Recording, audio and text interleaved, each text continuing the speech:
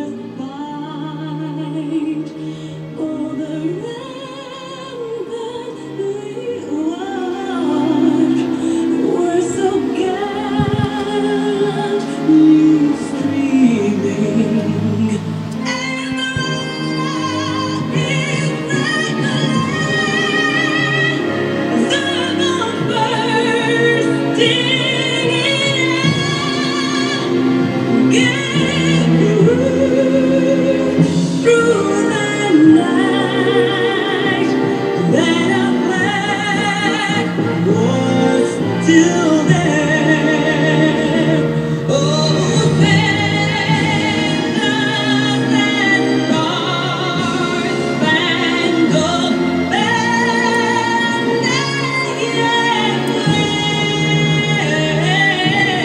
banner, oh, the land of the free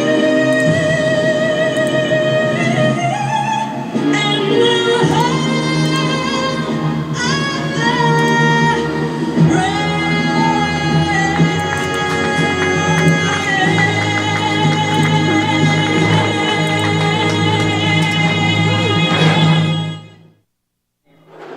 Getting set for football on a Saturday night national anthem. We're close to kickoff here on Facebook Live, powered by the Illinois Media School. Glad you're joining us. Lincoln Way Patriots taking on the Quad City Raiders. Raiders won the toss. They defer to the second half. So the Patriots will start tonight's ball game on offense, led by head coach Jim McClellan. Todd Wheeler is the head coach of Quad Cities. And for those wondering, Quad City, again, that's Western Illinois region, Eastern Iowa. Went to school in Macomb, Illinois, so I know that region quite well. And again, it's a good offense in the Raiders, led again, as we mentioned earlier, by quarterback Nick Brown, who, watching him on the sideline pregame, he's a big fella. He's going to be a tough guy to bring down. You're certainly going to need to go low instead of trying to tackle high. We saw that 2 weeks ago. If you try to go with sloppy tackles, they're going to break for big gains. Absolutely. He is a big force, one of the leading MVP candidates. We had a couple shootouts against this squad the last couple years, and he led the attack all those occasions. It'll be interesting. Their defense is what I think they've had to make the most improvement on. So we'll see if the defense can contain the Patriots' offense. And again, thus far in their 3-0 record, they've shut out two opponents and had a close ball game against Twin City Jets, 20-12. Patriots will start tonight on offense. How critical is the first drive of the night? I think getting into rhythm, making good throws, good decisions is definitely critical. And we talked about, you mentioned rhythm. The Ducks nor the Patriots could really find themselves into a rhythm last week or 2 weeks ago. So it should be a good ball game tonight. We'll get set for the opening kick here from Andrews High School in Tenley Park, and a squib kick to start tonight's ball game. Bounces at about the 29-yard line. It's picked up, and a low tackle close to the knees and out past the 35-yard line. That's where the Patriots will start tonight's ball game. Robert Riley on the return for the Patriots. 1st and 10 at about 35-yard line as well. Their market for Tony Powell and the Patriots offense. That was a nice play by Robert. They found a little void in the kick coverage there. He had to race up to get that ball, fielded it cleanly, luckily, and excellent starting field position for the Patriots. Julio Rossell alongside Tyson Roth. Glad you're joining us this evening on Facebook Live, powered by the Illinois Media School. Lincoln Way home white uniforms, the maroon helmets.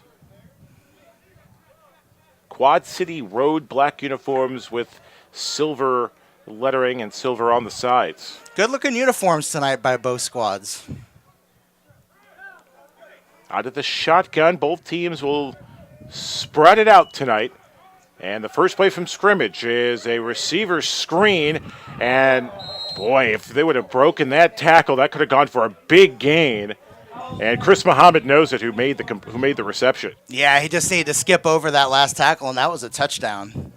Good open field tackle on the first play from scrimmage as well. A little bit of a wobbly throw there by Tony Powell, but a good catch by Muhammad. Gain of 8 yards. That's 2nd down and 2. And a slow, in terms of pace, start for the Patriots going into the huddle. There'll be 4 receivers. Well, let's say 3 receivers. with a back sort of extended. They'll hand it off on the second down carry, and that's going to be maybe a gain of a yard. Alexis Jackson on the carry, and I'll bring up a 3rd and short. That's actually, I believe, Brian Picasso this evening, number 5. Speedy is his nickname. Brian Picasso. Bryant Picasso. Bryant on the spot, a 1-yard gain, so it's 3rd and short for the Patriots, trying to extend the first drive of the night. It's a quick pass and stepping backwards. A loss on the play. Steve Trudeau on the reception.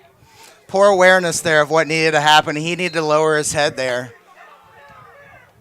And they're going to go for it on 4th down. 4th down with the 4 receivers, and we get a free play. And I believe that's going to be encroachment on the Raiders. Trying to go with the multiple snap count to draw the defense off sides, and it worked. We'll see what the penalty is first. I want to get ahead of myself. And it will be an offside penalty and an automatic first down. Boy, if you're the Raiders, you don't want to shoot yourselves in the foot. You had the Patriots potentially 3 and out, at least forcing them to go for it on 4th down. And the encroachment worked for the Pats, and they get a fresh set of downs. Past the 45, they'll mark it at the 47-yard line. 3 receivers to Tony's right side, single receiver to his left. Taking his time at this line of scrimmage, they'll hand it off, running towards the left, and a good first down carry for speedy Brian Piscasio. That's a nice call right there. Getting some first down running action by the Patriots to change up the tendencies a little bit is going to be huge in this game also. And you were calling 2 weeks ago for more of a ground and pound from the Patriots, exactly that point. Try to change the flow of the game a little bit, and then a pass on 2nd and short was nearly intercepted. Number 7, Willie Williams on the coverage. Tony just needed to be a little bit more patient on that. That was open. That actually was going to be a touchdown if he waited just a tick or two. Offensive line did a nice job there. He could have let that clear into open space and had a walk-in touchdown. And looking at the monitors, it looks like his feet weren't set making that throw. 3rd and short under pressure. Powell looking for an open man. He finds it. Caught near the 30-yard line. And a good job by Tony Powell under duress, was able to find an open man for the first down. Vintage Tony Powell right there. He made 2 defenders in the backfield miss him by going up the middle into open space and then found the wide open wide receiver. Chris Muhammad on the reception. First down for the Patriots at the 30-yard line. A good job by Muhammad as well, seeing Tony, a little improv, found him, was able to get the grab. Quick receiver toss on first down as gets past the 30-yard line towards about the 27-yard line. Nice play there by Steve Trudeau. He was engaged with his defender, and as the defender tried to spin away, he let him go to prevent the holding call on the outside. 11:25 to go, opening quarter. First down. It's going to be second down for the Patriots at the 28-yard line. So after the gain of 2 yards, Patriots looking to score on the first drive of the night. 5th play of the opening drive. Certainly would like a nice long drive to start the evening as well. Powell pump fakes, fires on second down, pass is complete, a broken tackle, and it's going to go all the way into the end zone. Touchdown, broken tackle, Chris Muhammad for the opening score. Chris Muhammad breaks a tackle and gets in easily for the opening score for the Patriots. Here's the replay. Powell again pump fakes, and Muhammad makes a spin towards his right and able to break free into the end zone. Yeah, nice play there. He broke to the inside a little bit, like you said, found some clear space on the outside, and just danced into the end zone. Perfect start to the night for head coach Jim McClellan and the Lincoln Way Patriots. Battle for first place on the line. Playoff seeding, as you mentioned at the start, Tyson. It's important games from here on out. And the kick is blocked at the line of scrimmage, but it drops into a hand of a Patriot, and the conversion's good. How about that? The kick block goes into the hand of the holder, and he's able to run free into the end zone for the points. Yeah, I believe that was actually It was number 11. Here's the replay. It's blocked at the line of scrimmage, and it's picked up by the holder. No one recognizes it until the last second, applies a stiff arm, and goes into the right end zone. I think that was Ricardo Williams, very aware of the situation there. Once it's blocked, it is still a live ball, as long as it doesn't go over the line of scrimmage. So once it gets kicked back, oh, now they're saying it's no good. And the officials, upon conferencing, will say the conversion is no good. It was blocked at the line of scrimmage. Williams picked it up and wisely, didn't hear a whistle blown, goes into the end zone for the conversion. The officials must have said the ball was past the line of scrimmage. Must have. It didn't look like that, but they're still discussing it over there to see if it went. That is the rule. If it gets to the line of scrimmage or over, then it's a dead ball. Or actually, the defense can then return it for 2 points. If it's blocked before, they can pick it up and score. So I believe that's a missed call by the referees there. And there's no instant replay here in MSFL football. We have the luxury of it in the booth. So the officials unable to at least get a second look at the play. They talked it over and made their best judgment, it seems. So it's 6-0 our score. 5-play opening drive for the Patriots turns into points. Very disappointing there on the special teams again, though. Too many block kicks, too much penetration up the middle on our special teams. A 5-play, 65-yard drive to start the night. Powell to Muhammad for the opening score. And a return to start the evening, and a good tackle. Good waist tackle applied. I believe that was 21 on the tackle. Robert Riley on the stop. And we'll see a high-powered Raider offense first time this evening. Robert's a special teams dynamo. He makes the plays on returns and on kick coverage. So our first look tonight at quarterback Nick Brown, the dual threat talent for the undefeated Raiders. He's a big fella, 6'3", 210. Certainly going to take a lot to bring him down. And first play from scrimmage, they'll go to the ground game, and a big tackle on first down, a tackle for the loss. Brian Watson knifed through the middle and made a nice tackle for loss. And came in on the blitz as well. Nice tackle. Good wrap up there by number 40, Brian Watson. The loss of about a yard on the play. No one blocked him as he went right up the middle for the linebacker. So a loss of 2 on the play. Brings up second down and 12. Brown's going to throw. He steps into the throw, and it's incomplete. Nice coverage there. Had 2 defenders around. I think that was a missed route combination by the Raiders. They had 2 wide receivers and 2 receivers in the same area. You never want that. Intended for Shane Mundine. Brown was reading his targets. Went to his third man, Mundine, on the throw. Brings up third down and 12. Almost 5 minutes gone by here in the opening quarter. 6-0 Patriots with the lead. Glad you're joining us on Facebook Live and the Lincoln Way Patriots Facebook page. Third down, third and long.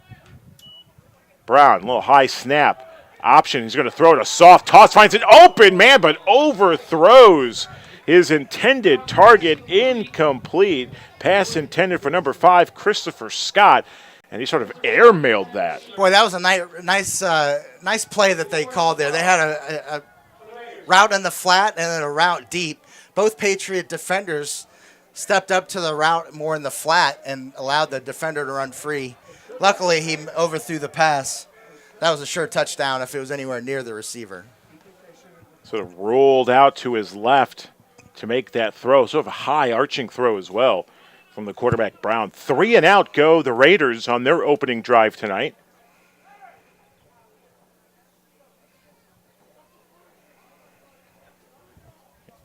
We'll see the special teams again for the Patriots. We saw a squib kick to start the game. That's got to show some type of respect towards the special teams unit. High snap. And a good punt. It's going to bounce just past midfield. A little poison on the Patriots special teams will let the Raiders touch the punt. And we'll see Tony pound the Pats. Second time tonight. 1st and 10 to 34 to start the second drive of the night. Does not start. I'm the clock official. Glad you're joining us again on Facebook Live. Tyson Roth. I'm Julio Rauseo.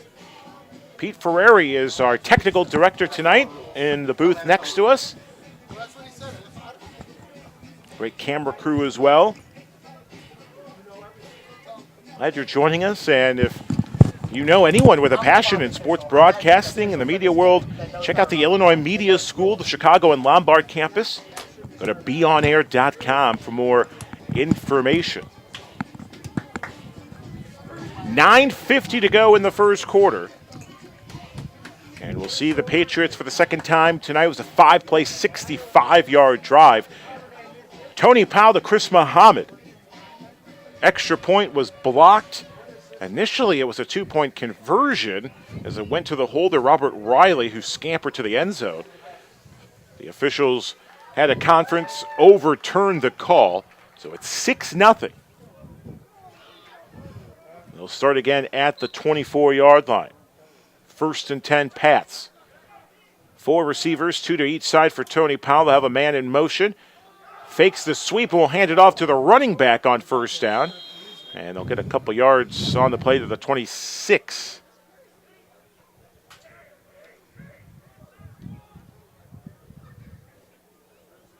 Brings up second down and about 2 yards. Excuse me, second down and 8 for Lincoln Way. Good crowd on hand for Saturday night. Got a cloud in the sky. Temperature certainly will cool off once the sun sets past the 8 o'clock hour. Powell, the throw, rolls out. Under duress, needs to find a man and couldn't get the pass to... That was Barksdale, the intended receiver. Incomplete, 3rd and 8 coming up. Looked like Tony had to quickly get rid of that ball.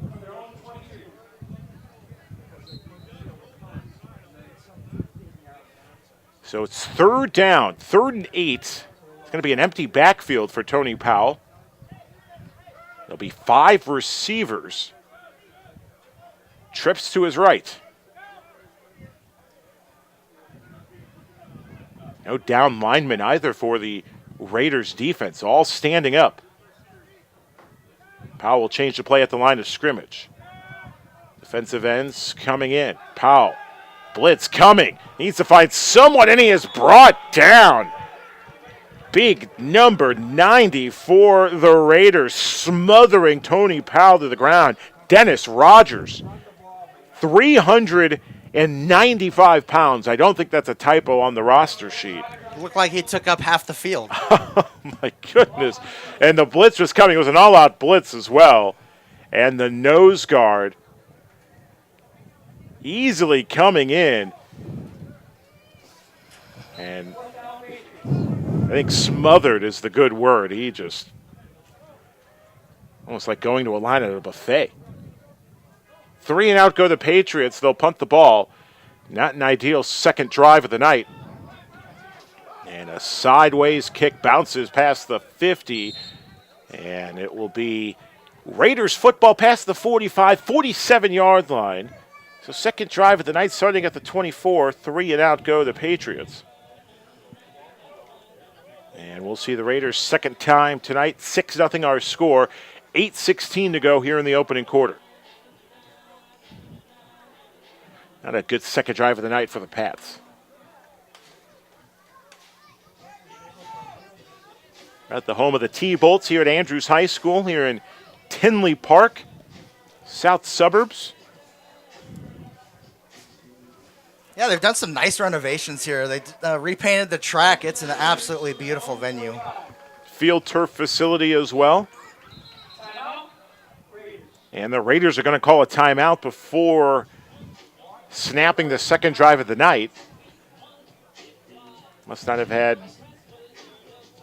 the correct play set up, so a timeout with 8:16 to go. We'll take a break.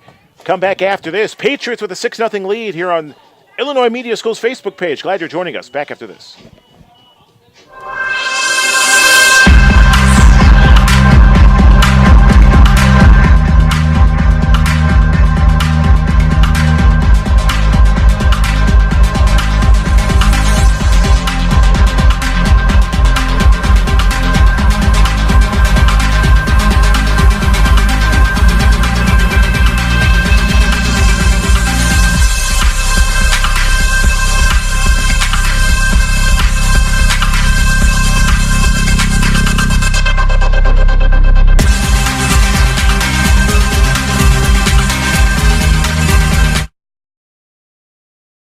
Seo here at Andrews High School.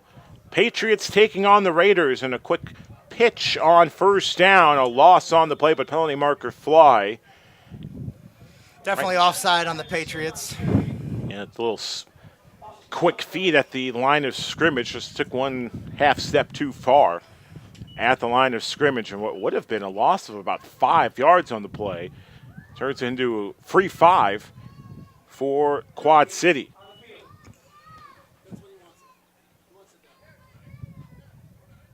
Get the official call from the officials.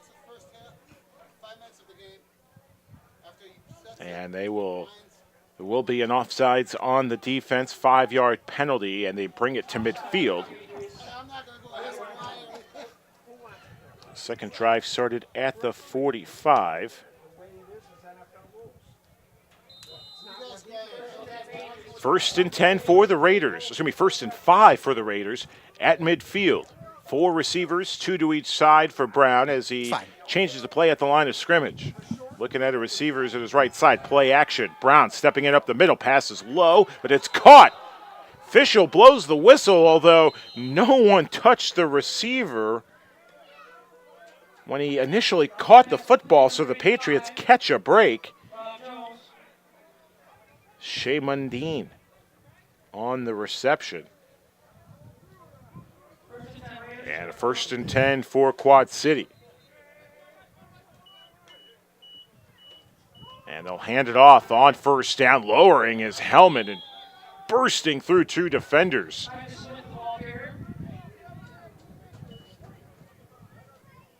On the carry, that was 27, Tyrus Smith, 6'2", 215. Gain of 8, second down and 2. High snap, play action, rolling left, under pressure. Brown, still on his feet, has to lob it up, tipped, and it goes into a receiver's hands, caught at the 20-yard line. Wait, the officials are going to say incomplete. They're going to say the ball hit the turf. It would have been an outstanding catch by Shane Mundine. Looking at the monitor, Brown, no one could bring him down. Sort of a prayer to the sky, trying to find someone. It was initially deflected. I couldn't see. I believe it was a Raider receiver with the deflection, and it dropped into the hand of Mundine, but it's incomplete, and it's 3rd and 2. 3rd and 2 for the Raiders. Can the Patriots bring some pressure on the defensive end? They fake the sweep. The quarterback, Brown, keeps it. And does he get the first down? He needs to get past the 30. The official is near the 29-yard line. Did he get the first down? The officials haven't ruled it yet. Are we going to get a measurement? Sadly, we had some of the chain gang already moving, assuming it was a first down. So they've got to get reset, and they're going to say it's 4th down. 4th and inches. Will we see Brown, the big 6'3" quarterback, take it himself? He believes it's a first down as he looks towards the sideline. I think he wants a measurement. This officiating crew is having a difficult time. They don't know the timing rules. They missed the call over here on the blocked extra point that was behind the line, and now they don't even know where the first down is. So they'll keep it at 4th down. 4th and inches at the 31-yard line. Sort of a jumbo set here as the quarterback Brown turns it into a pistol formation, and they hand it off, and they'll get the first down and more. Tyus Smith on the carry gets the first down, and you talk about a field general. Nick Brown certainly is that, as he literally set everyone up on that short 3rd down carry. They'll hand it off to big Nico Watson, the ball carrier, and a tackle for a loss on the play. Yeah, nice penetration on the outside there.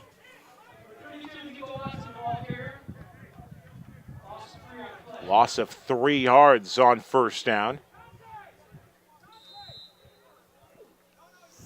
5:13 to go here in the first quarter of play. Patriots 6, Raiders nothing.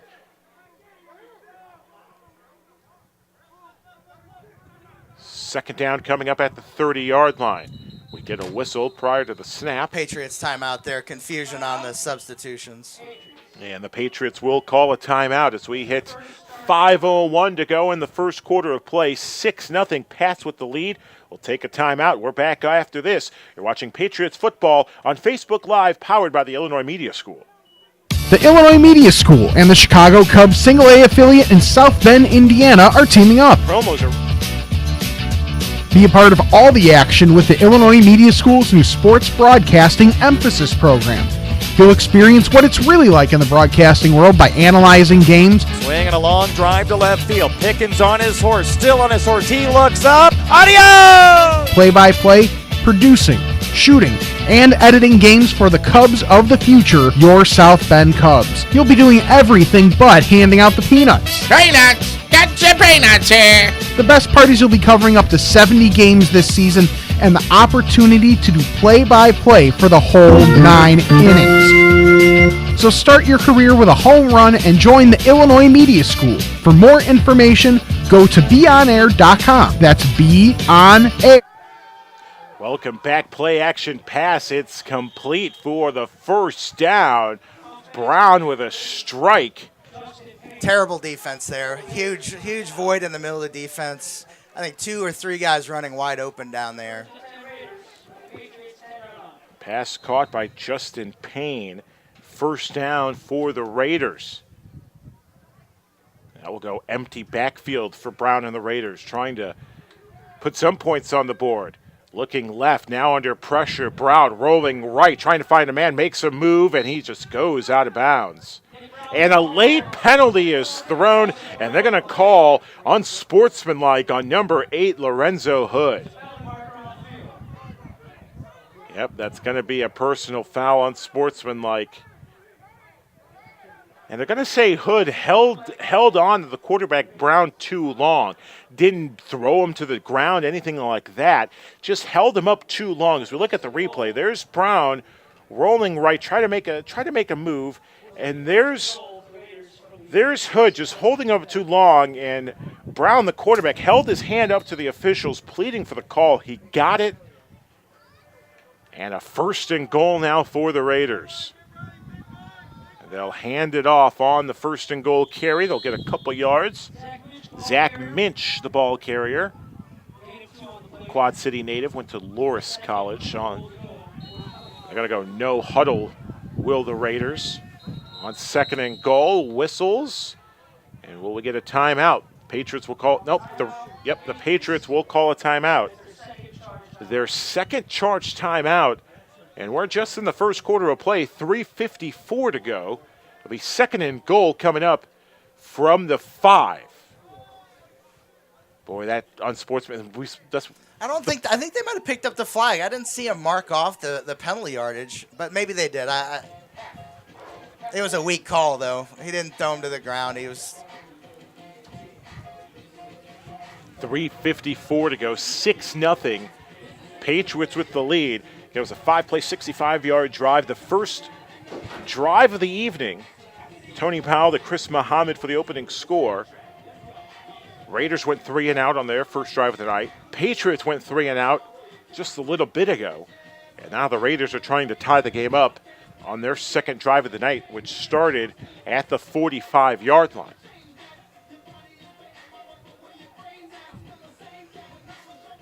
Big defensive stand coming up here, Tyson. Yeah, the Raiders have a dynamic offense, so it's going to be tough to keep them out of the end zone. There's no question about that.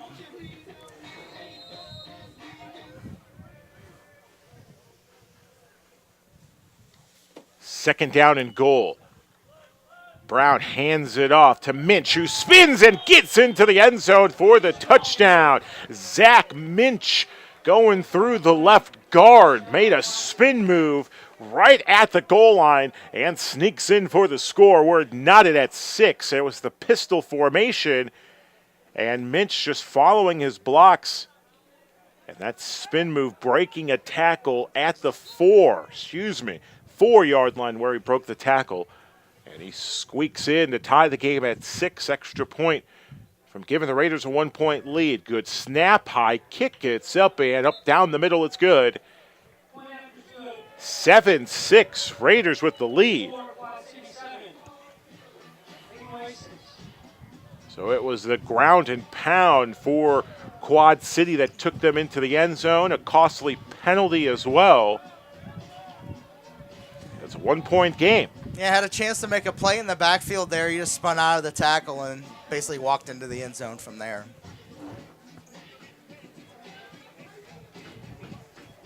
So 1 point edge, and we'll see Lincoln Way coming up on their third drive of the night in just a few. We'll see how Quad Cities handles the kicking game. First kick of the night was sort of a squib kick.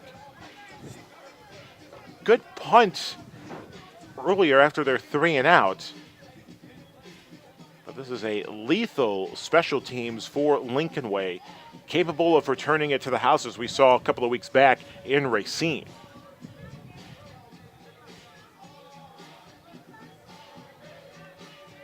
Critical game tonight in terms of the standings. Thomas Standings has the Ducks at 3-0, Raiders at 3-0 as well. Patriots 2-1 along with the Chicago Chaos at 2-1. And another squib kick, and the officials blew the whistle. It was a fair catch, muffed. They muffed it. It was muffed by Thompson. Antoine Thompson muffed it. The officials blew the whistle as soon as he muffed it, but luckily he was able to recover the football. The Patriots get the ball, but a little early whistle blown by the official.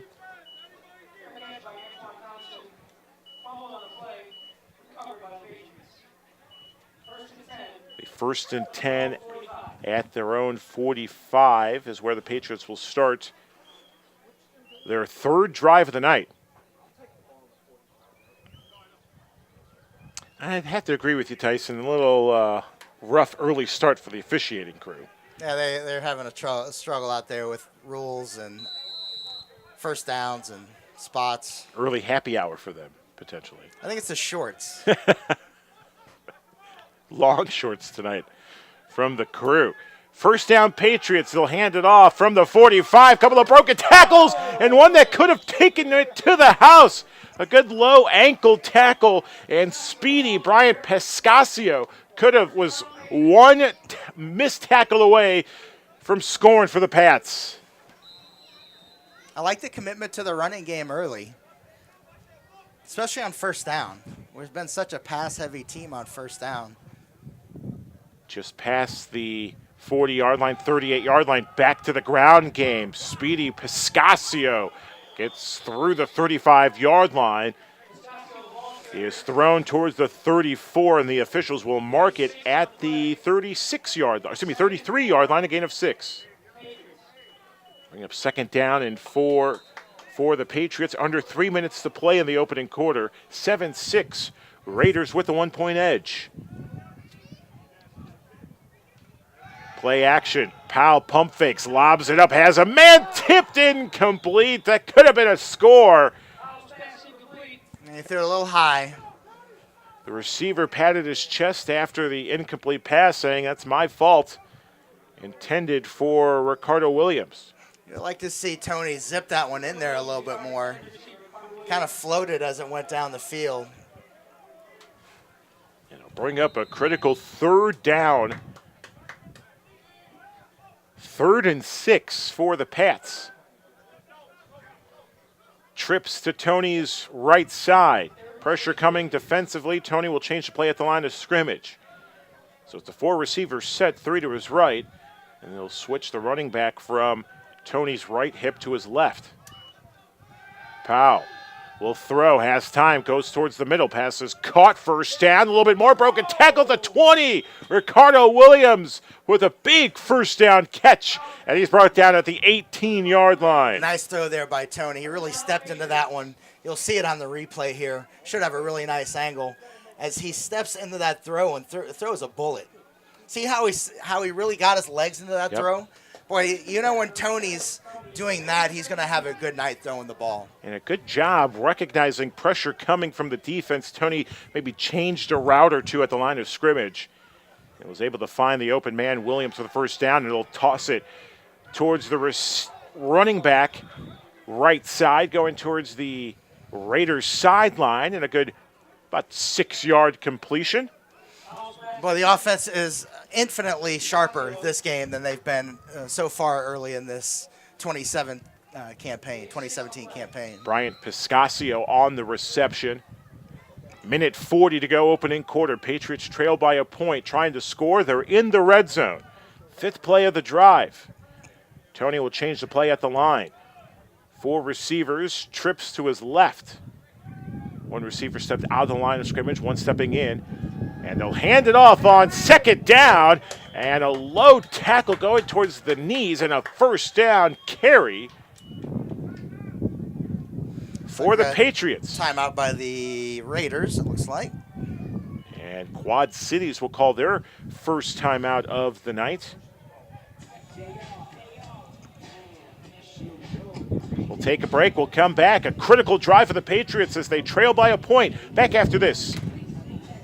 The Windy City Bulls are the NBA's new developmental league team, and the Illinois Media School is their new broadcast team. Have you ever wanted to direct, shoot, produce, or be on the sidelines doing play-by-play like a pro? Now is your chance with the Illinois Media School's Sports Emphasis program. You'll have the chance to work all 24 home games with the Windy City Bulls. For more information, to be part of the team, go to beonair.com or call 630-916-1700. The Illinois Media School. Be on TV, be on radio, beonair.com. Welcome back to Andrews High School here in Tenley Park, home of the T-Bolts, alongside Tyson Roth, Julio Ralseo, Pete Ferreri, our technical director tonight. As hope you're enjoying Patriots football here on Facebook Live, powered by the Illinois Media School on the IMS Facebook page and on the Lincoln Way Patriots Facebook page. 5th play of the drive coming up as the Patriots trail by a point, 7-6, a really good drive. They hope to cap it off with a score. Very crisp on the execution. We'll go 4 wide, 2 receivers each side for Tony Powell and the Patriots. A running back to his right. Crowd getting behind the Pats. Lineman down for the Raider defense. Tony's going to throw, now under pressure, spins, and he takes a dive. And a huge loss on the play as he didn't have an open man. And instead of throwing it potentially to double coverage, maybe forcing an interception, Tony just takes a little slide. That's where the wide receivers have to see the scramble, and they have to give him an outlet. Under a minute to go here in the opening quarter. Big loss on the play. Loss of 14. 2nd and goal from the 18-yard line. Trips to Powell's right side. Patriots on the west, their sidelines on the west side of the field, Raiders on the east. Play action, Powell looking right, firing it towards the end zone, has a man, and it's swatted down in the end zone. Had a man, and at the last second, it was swatted down. Willie Williams, number 7, on the coverage.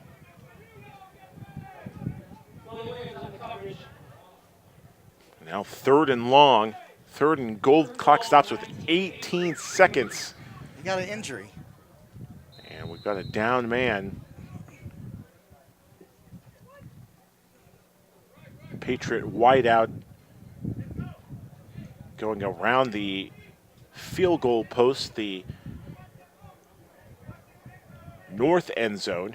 I think that's Zoe, Ronald Zollicoffer. 3 receivers to Powell's left side as he'll throw on 3rd and goal from the 18. Powell under pressure will throw it from the 20. Has a man in the end zone. It's caught. Touchdown, Patriots. Rolling left, and Powell finds a man in the end zone for the score. And it's caught. L.J. Harris for the score. Touchdown, Pats. Nice play by Tony there. He scrambled, bought some time, just threw it over the outstretched arms of the defender. You'll see it on the replay. Oh, defender wishes he had another inch or 2 of elevation to be able to tip that ball away.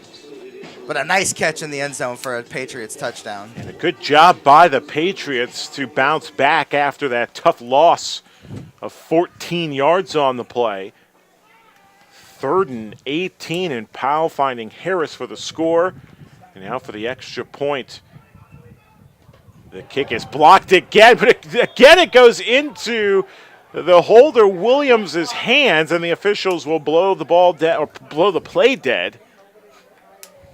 And a 7-play drive starting at the 45-yard line turns into points for the Patriots as they lead by 6. 12-6 our score.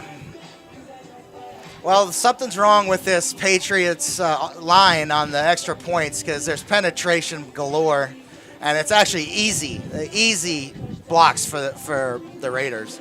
Back-to-back blocks, special teams blocks for Quad City. That could cost the Patriots the ball game today. That's how evenly matched these two teams are. You know, if we can't make extra points, you know, you're just putting yourself that much more in the hole. And Alvarado is a terrific kicker. If you give him the time at the line of scrimmage, he's able to connect. Yeah, it's not a matter of leg or technique. The problem is a guy coming straight up the middle can literally just stand on the ball as it's being held. Point after blocked for the 2nd straight score. And the Patriots, are up by 5 at 12-7. Raiders made their extra point. 10.7 seconds to go here in the first, a lengthy first.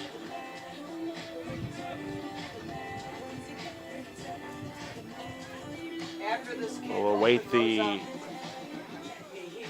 kickoff.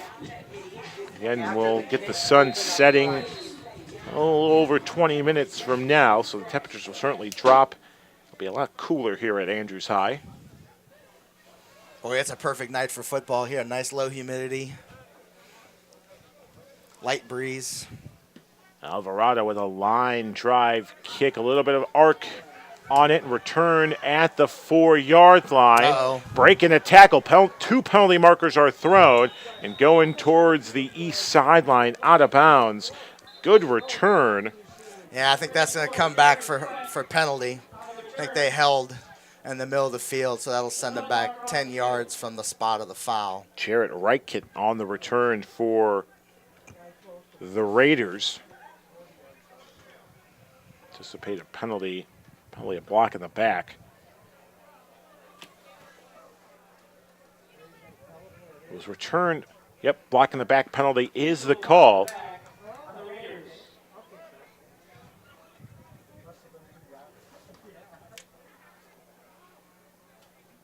So solid start from the Patriots offense tonight for certain. Execution has been a lot better than the first 3 ball games of the year. Tony's throwing the ball better. He's getting his legs into it, really zipping the ball. And other than a couple mistakes maybe on the scramble drill, can't really fault the Patriots offense so far in this game. At the 25-yard line, the Raiders will start. Zach Minch scored on their last drive of the night, or the last drive earlier here this evening. 3 seconds to go in the first, so this will be the last play of the quarter. And before the start of the play, the quarterback, Brown, is calling for a new football. Wait a second, I need our football. No, it's the team who has the ball. It's their football that is used. Right. So looks like they had the Patriots ball in there. It's all about being comfortable at the line of scrimmage. You want to use your own ball. And a double fake, but they'll let the receiver, sort of a clothesline tackle that takes down an official. And we've got a down official face first. No gain on the play. It was a good little piece of deception as the end of the first quarter. Nick Brown, the quarterback, dual fake that goes into the hands of one of the receivers, 84, and then the official is taken down knee first. And he is still down on the ground. Jarrett Reichert Boy, that looked on nasty. the jet sweep. Yeah, it looked like nasty. He couldn't get out of the way. We got the replay here. Watch the far. He doesn't quite back up enough. He sees a penalty. I think he gets cut down by the legs. Yep. Man, hopefully he's okay. That was while they were taking Reichert down. I couldn't find the number of the Patriot defender who made the tackle, but boy, the official went down instantly, pounding his left hand, pounding the field turf in pain. So to see those type of collisions in wrestling, we'll take a break after one. Been a good ball game. Patriots 12, Raiders 7. We're back after this on Facebook Live, powered by the Illinois Media School. High school sports is here, and SportsOnChicago.com. We are ready to provide the best high school sports live coverage all across Northern Illinois. From the first kickoff of high school football to the final spike of high school volleyball, we at SportsOnChicago.com are ready to bring you high school sports live. SportsOnChicago.com and STC Friday Night Lights in a league of our own.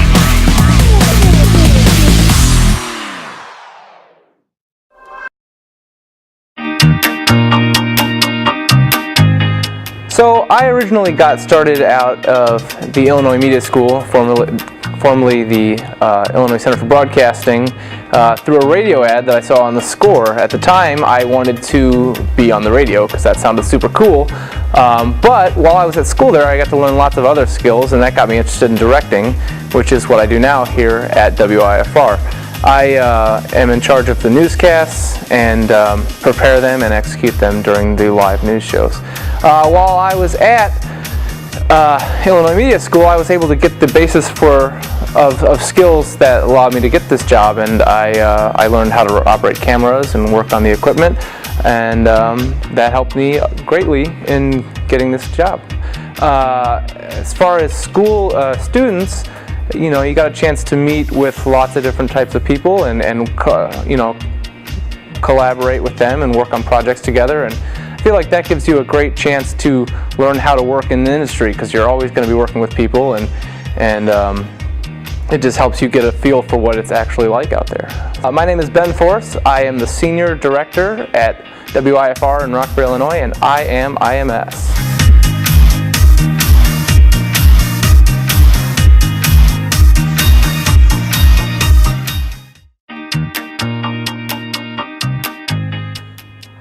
I'm Ben Anderson, and I went to the Illinois Media School back in 2013. Had a great time while I was a student here, was able to get involved with a lot of different programs and opportunities, was able to win 4 awards while I was a student here, and that led the way to success and where I'm at now. I currently am able to work with students at the school, mentoring them on audio production, and I think the students right now are fantastic. They're phenomenal workers. They want to strive to do more than I wanted to, which is really impressive. and I like seeing that on a daily basis.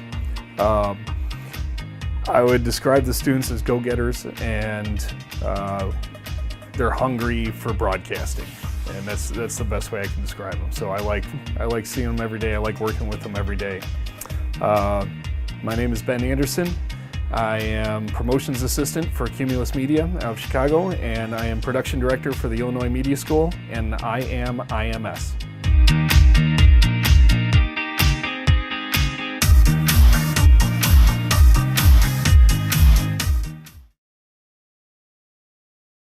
I want to have a job in something I love. I want to have fun and meet new people. I want to be social. The Illinois Media School has so many cool things they offer for me and their students. With the amount of stuff you learn, there's no way you won't succeed. You'll learn how to do a voiceover, how to use camera equipment. I mean actual hands-on. You can even host your own radio or TV show. All of our instructors actually work in the industry too. So go to beonair.com and start your future in broadcasting today.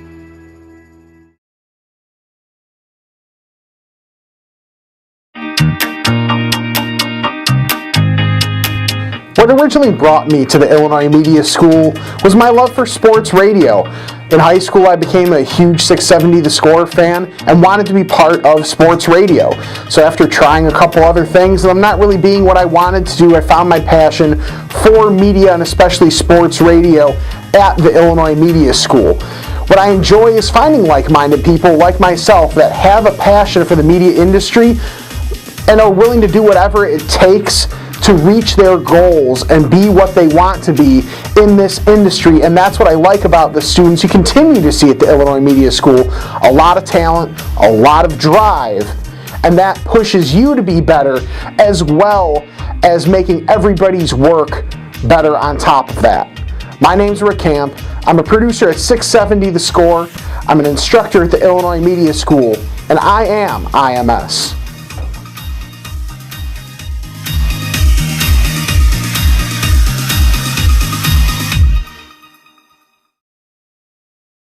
Back, we're going to have an untimed down prior to starting the second quarter of play.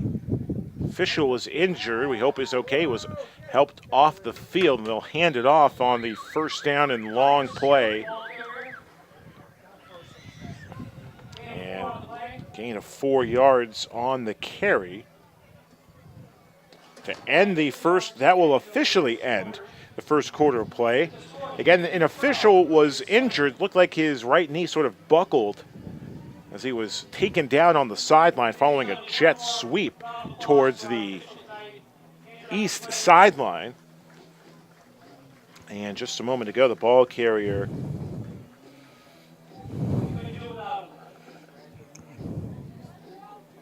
(27) Tyden Smith was on the carry. There's the official who was injured a moment ago. He was carted off the field, and his right leg sort of buckled as he was brought down.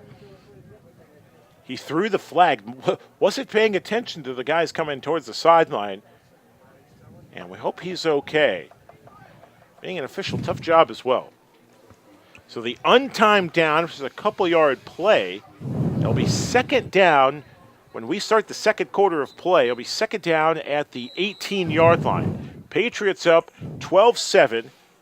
Just a moment ago, it was a 7-play touchdown drive. Powell to Harris. Point after was blocked.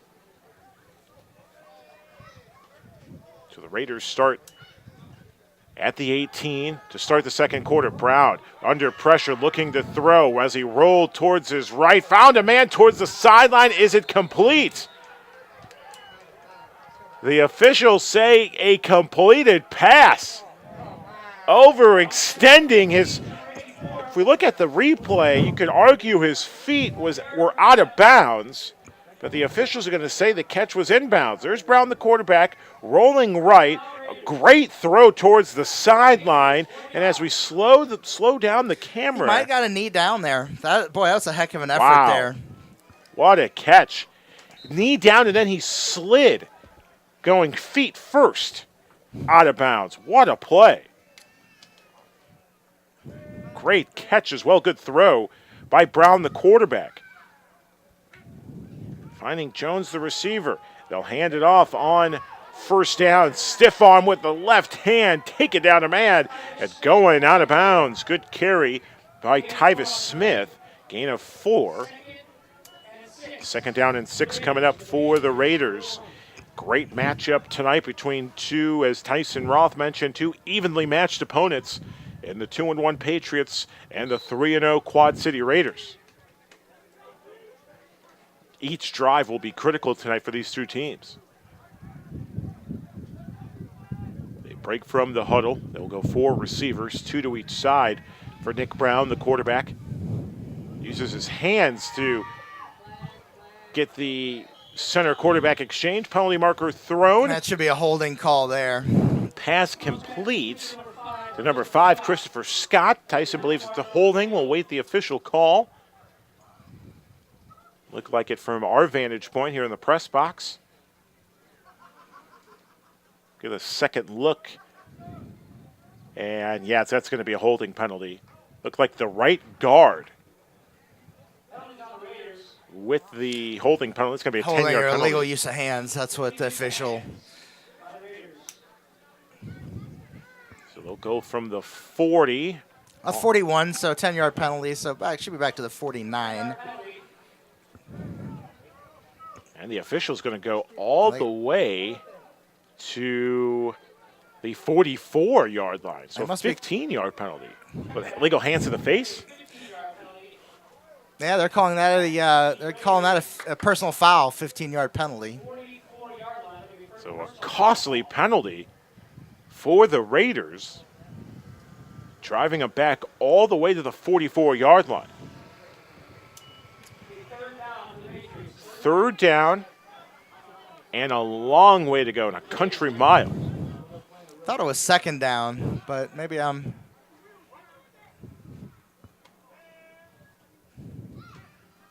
Brown, the quarterback, fakes a toss, has Another a receiver holding. wide open, a low throw. It's incomplete. No penalty marker thrown. Pass intended for Smith. And it brings up 4th down. Nice defensive stand. They're giving up the long pass out to midfield, past midfield. The Patriots defense stiffens. It looked like the Raiders were going to go a short toss the whole time. You wouldn't say teams concede plays on 3rd and longs. Certainly no 3rd and 20 plays you dial up. So they'll punt the ball away and give the Patriots an opportunity to go up 2 scores. High punt. Will bounce at the 16-yard line going towards the 15, and we'll get a return here for the Patriots. Piscasio will take it out, and he'll get some positive yardage on the play. Bryant Piscasio will take it all the way to, they'll say, the 28-yard line. So good return, and the Patriots will have the football following a 4-play drive that saw the Raiders go backwards. 1st and 10 Patriots. They're up 12-7 here in the first half. And we saw 2 scores for the Patriots. A 65-yard pass, Powell to Muhammad. It was a 5-play, 65-yard drive that culminated with a Tony Powell pass to Chris Muhammad. We did 6-0. The extra point was blocked. And then Powell to L.J. Harris, the point after blocked as well, that gave the Patriots the second lead of the night. We've seen a balanced offense tonight for Jim McClellan and the Patriots. And they'll hand it off, and it's going to be, the ball's loose, and the Raiders will cover the football. It appeared the running back, Piscasio, maybe it was hot coming out of the oven. Fumbles the football. Yeah, I don't know if that was on. I think that was on. I don't know. We'll have to see the replay. It never got into his hands, really, so just poor timing. It looked like Powell exchanged it to Piscasio, and somewhere during that exchange, maybe a little bit too high, Piscasio just didn't have control of the football. And the ball goes in the air, and recovered by the Raiders. So a huge break and a tough loss. Huge break for the Raiders, tough loss for the Pats. And now with good field position, the Raiders have a chance to tie or take the lead. We're going to look back, two missed extra points, potentially that fumble, as stories of the evening. They'll hand it off on first down. Nico Watson on the carry. At the 31, Watson goes to the 29-yard line.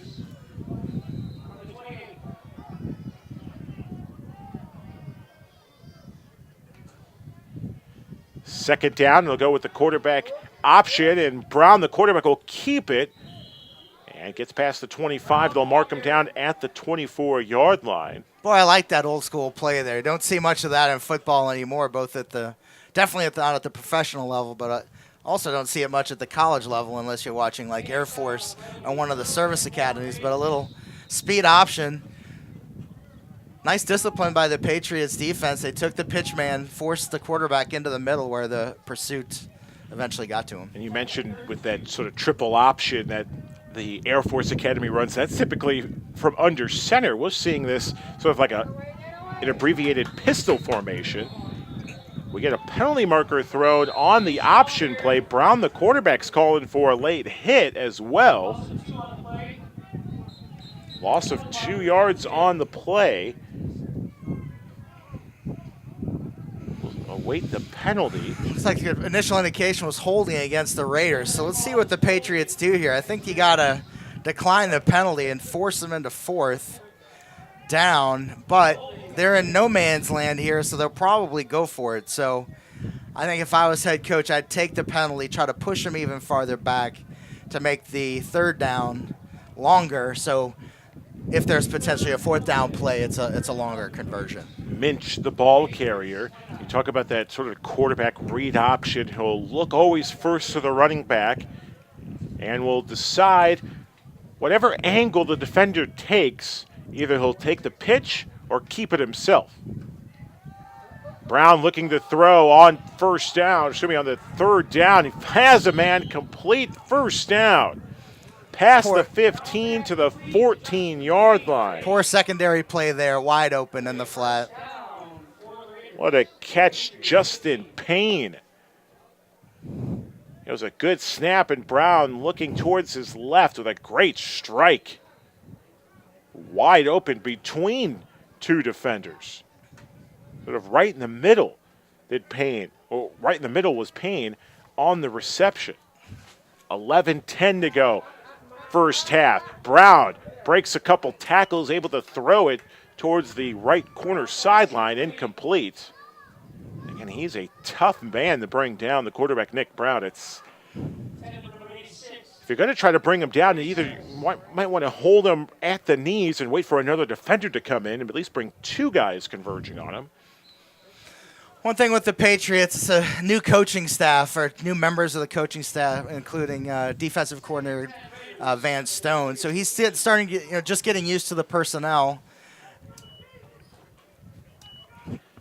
Big second down and 10 coming up for the Raiders at the 15-yard line.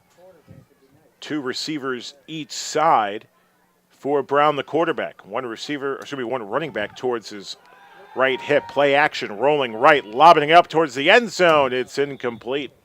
Good coverage. Yeah, nice coverage there. They got the man in the flat where he didn't have the check down. And nice coverage by Antoine Jones, number 27, Teasy, in the corner of the end zone there to not give him a lane to throw that ball either. And it's important for the secondary to have their eyes on the quarterback as well, being dual threat. That's got to be tricky figuring out where the quarterback's going to go. Absolutely. Yeah, he's a dual threat, so it's tough for him to... You say there's certainly some spies making sure if he is going to run, you have at least someone right in the middle of the field. Patriots don't play a spy defense. They're more of a pressure defense, so they're hoping that the pressure gets to.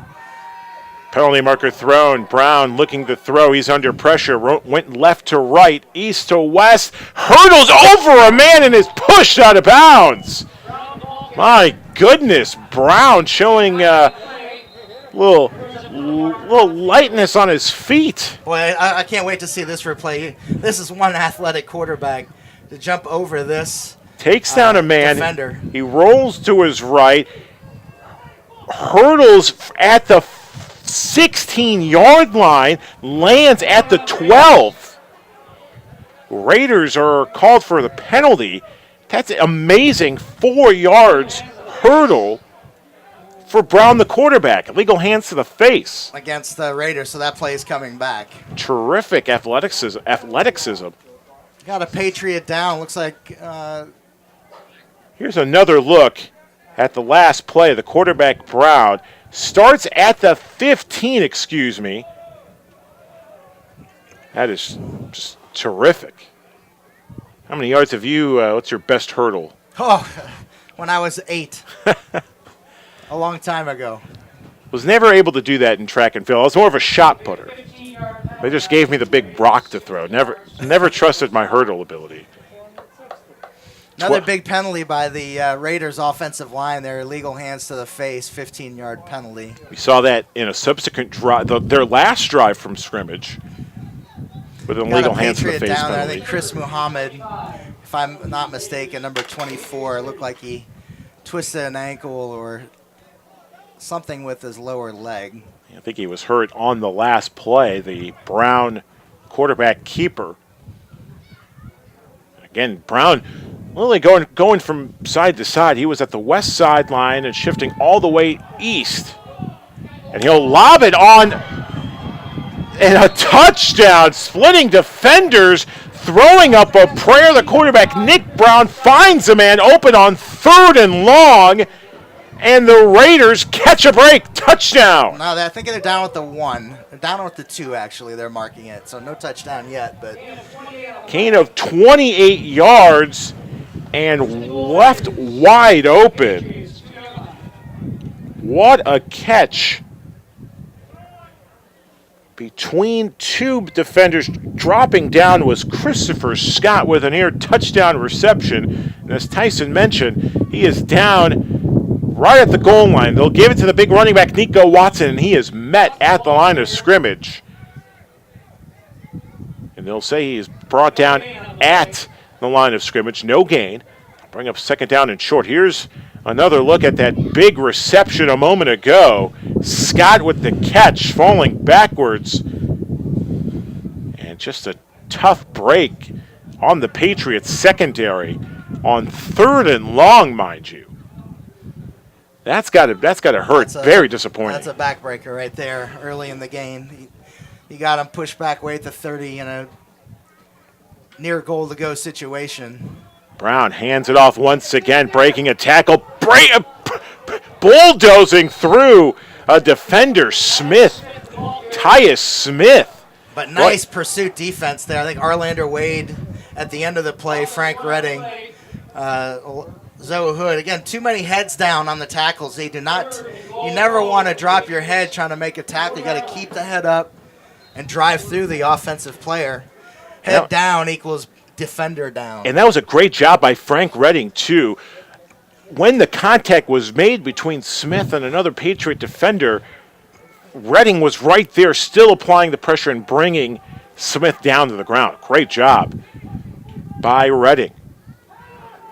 Brown has an open crease, rolling right into the end zone, extends the football as he crossed the plane, handshake and all, touchdown Raiders. Nick Brown is the clear field general for the Raiders, and he puts Quad City into the end zone. That was too easy there. He broke contain on the outside and too many slow Patriot defenders on the outside. No chance to bring him down. And a big last-second block as well by Josh Anders, the tight end.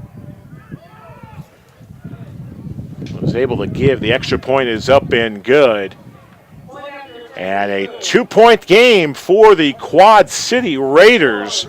Nick Brown, the quarterback, takes it all the way into the end zone for the score and gives the Raiders another 2-point edge. 7:58 to go here in the first half of play. And big play of the drive. Patriots had the Raiders backed up, a 3rd and long situation. Brown was able to find Christopher Scott for a big first down reception at the goal line. A couple of plays later, Brown able to run it into the end zone. Yeah, Patriots defensive backs look really slow tonight. They're not reacting to the ball very well. Got guys running wide open. And it's the theme that we talked about in the last game. Too many guys running open on 3rd and forever. You know, you gotta put some players back there to defend the long pass. That's the only chance they have of getting a first down. Not well executed by the Patriots defensive unit. And the little things as well. We had the fumble on the Patriots' last drive that the Raiders were able to convert into points. The 2 missed extra points as well. This could have been a tie ball game. And we'll await potentially another short kick. Quad Cities have kicked it twice, kicking off, and they will drive it this time. Kick will be returned at the 12-yard line. Bryant Piscasio will take it past the 30, close to the 35. He is brought down. They'll mark him down at the 34-yard line. Tackle made by 25, Jake Weigert.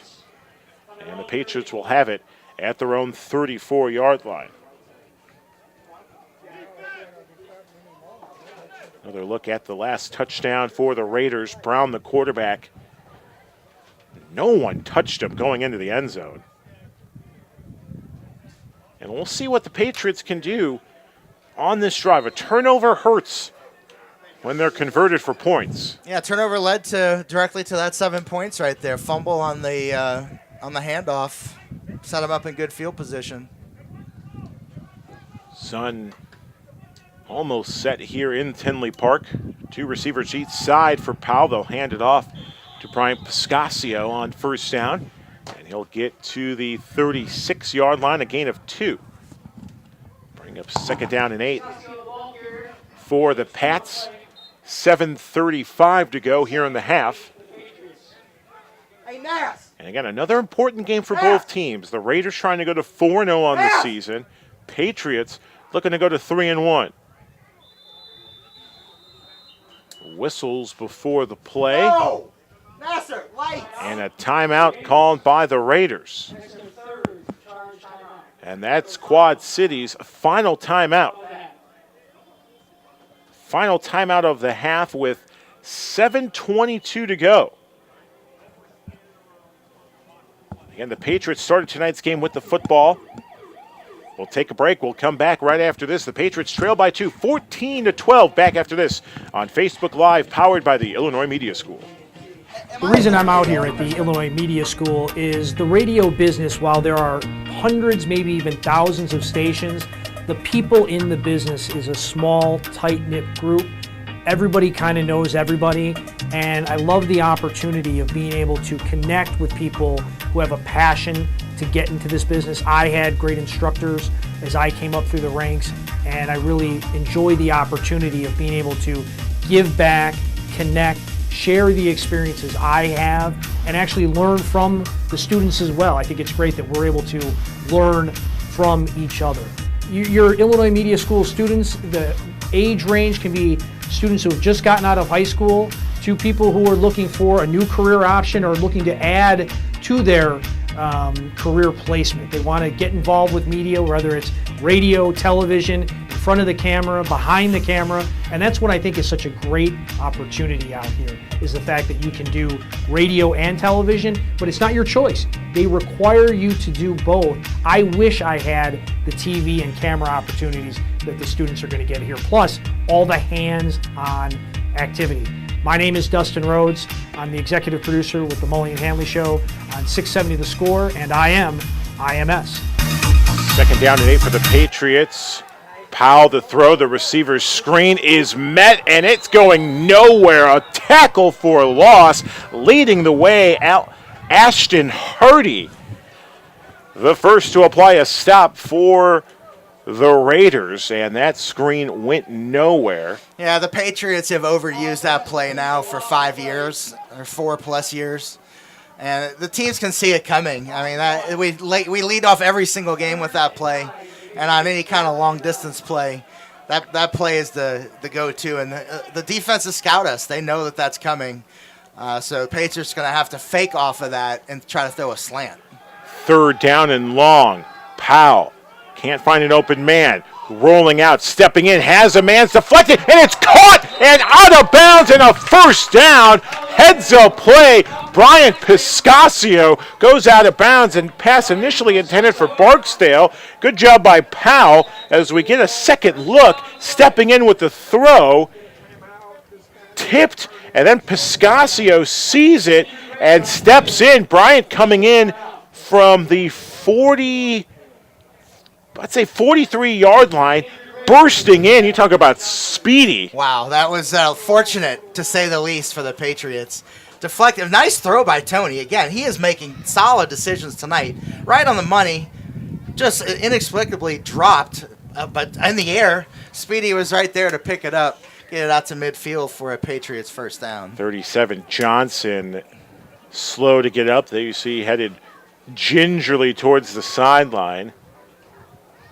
It's one of the things I admire about the Mid-States Football League and semi-pro football.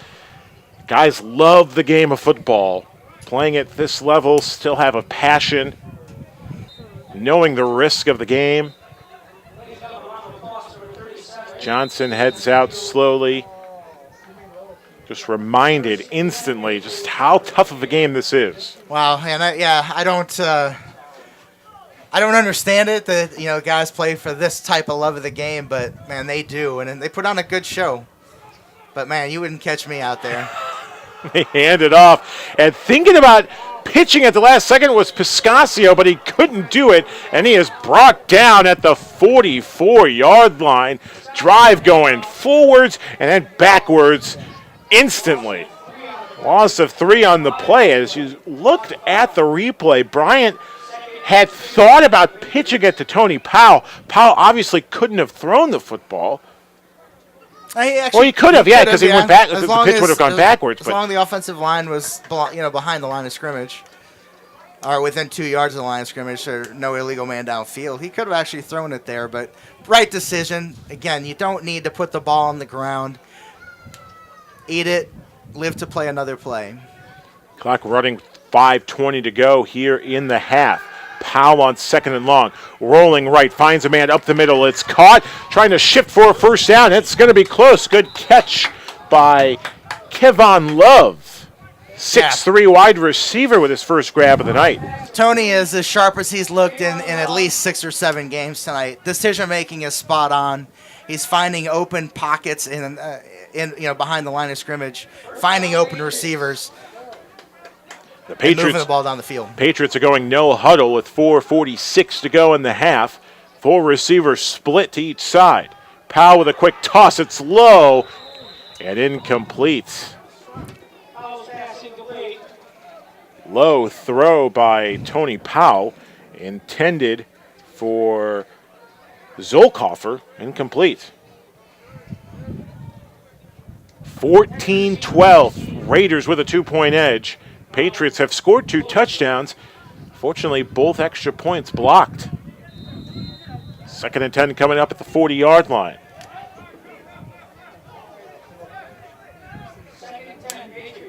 Drive that started at their own 34-yard line. 3 receivers to Tony's right side. Single to his left. Powell looking right. Soft toss, incomplete, and a late penalty, and we're going to get a roughing the passer and an irate defender for Quad Cities is upset. That's Logan Larson-Smith with the late hit. Powell throws it, and it is hit within a second after he threw the football. Yeah, that was a tight play, but boy, they're protecting the quarterbacks. Again, NFL rules here, so you can't. At that point, he could hit him, but he shouldn't have taken him to the ground. I think if he wouldn't have taken him to the ground, it would have been no penalty there. And I'm sure Larson Smith could have argued momentum. My momentum was taking me towards the quarterback. I couldn't stop myself. But as you mentioned, they're trying to protect the quarterback, and any play that's short, the officials will always tend to side with the quarterback. Absolutely. And a costly 15-yard penalty gives the Patriots a chance to punch it into the end zone. They're at the 24-yard line. 4.5 to play in the half. Powell rolling right. Now airs it out, lobs it end zone. Incomplete towards the right sideline. Had a man. Just maybe overthrew just a hair. Yeah, Trudeau it looked like he threw that ball away. He had no window really there. Good bracket coverage, one underneath, one over the top. He put it to the back pylon, and only the Patriot wide receiver was going to catch that or be out of bounds. Second down coming up at the 24-yard line. Incomplete pass, and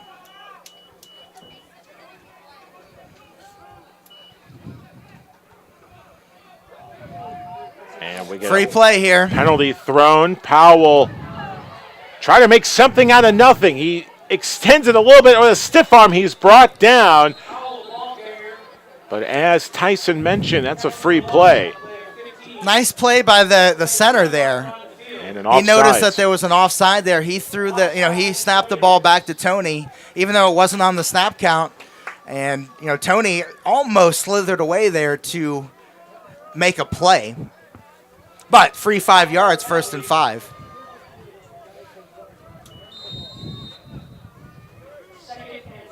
So again, another opportunity for the Patriots to take advantage of some miscues by the Raiders. Clock winding down, under 4 minutes to play in the first half. Patriots trail by 2, 14-12. Powell handed off to Brian Piscasio. Piscasio lowering his shoulder as he went through his center and left guard, and he will be picking up a first down. Just got through the first down marker. Good run to the left for Piscasio. And a first down with just under 3.5 to play in the half. Important chance for the Patriots to score. Pump fake. Powell looking end zone. It's caught. Touchdown. No, it's incomplete. Oh, boy. The officials saying the receiver bobbled it towards the left corner of the end zone. Tough break. Boy, that was right on the edge over there. I got the stationary camera that's focused on the end zone there. I think he got 1 foot down, but not two. Okay, so you can see that 1 foot. It's that second foot coming down. Can't determine whether or not it was out of bounds or not. But a great catch nonetheless for the Patriots. Second down and 10. Ball marked at the 13. Powell will step in. Shimmies. Breaks a tackle. Can he go into the end zone? Breaks another tackle. Lowers his shoulder. And he will get marked down at the 2-yard line. That's a first down, Patriots. And most importantly, Tony gets up unscathed. Nice recognition by Tony Powell. Seeing an open crease up the middle. Broke 2 tackles. And the Patriots are 2 yards away from scoring. They don't have any timeouts. And wait a second, the Raiders have called all 3 timeouts, and the officials stopped the clock. They're saying a timeout on the Raiders.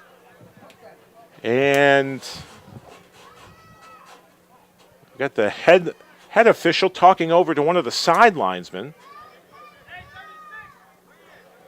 Going over his notes to see whether or not the Raiders, in fact, have the timeout. Clock stops. The clock stops, with 2:34 to go in the half. Patriots are 2 yards away from scoring. And the officials are now confused as to if the Raiders had the timeout or not. That should be a Raiders penalty there. We're spot on our board here with the timeout situation. So that should be a delay of game, which is half the distance to the goal. Not a big penalty at this point. But they should not allow a substitution. I don't know what exactly the rule is here. We're not getting any communication either from the officials, at least to notify the crowd or us as well what's going on, notifying the coaches. Patriots will have it at the 2-yard line. It's going to be first and goal. And I guess for now it looks like they gave the Raiders that timeout. The clock stopped at 2:34. It's running now. And it's at 2:22. Under center, Powell will hand it off. Brian Piscasio will take it into the end zone for the touchdown. Touchdown, Patriots. And the Pats regain the lead. They're up 4. Actually, Mr. Mack is sitting right in front of me. That's the first play under center that was not victory formation in at least 3 years. And a penalty marker's thrown, a bit of jawing after the play. Piscasio was being held by his ankles for quite a while after he crossed the pylon. I believe that was number 33, Logan Larson-Smith, who was holding on just a second or two longer. Piscasio didn't like it, sort of explained to the officials, hey, I'm being held a bit too long post-touchdown.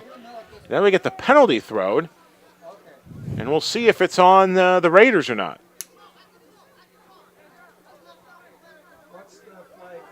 But a big run for Brian Piscasio.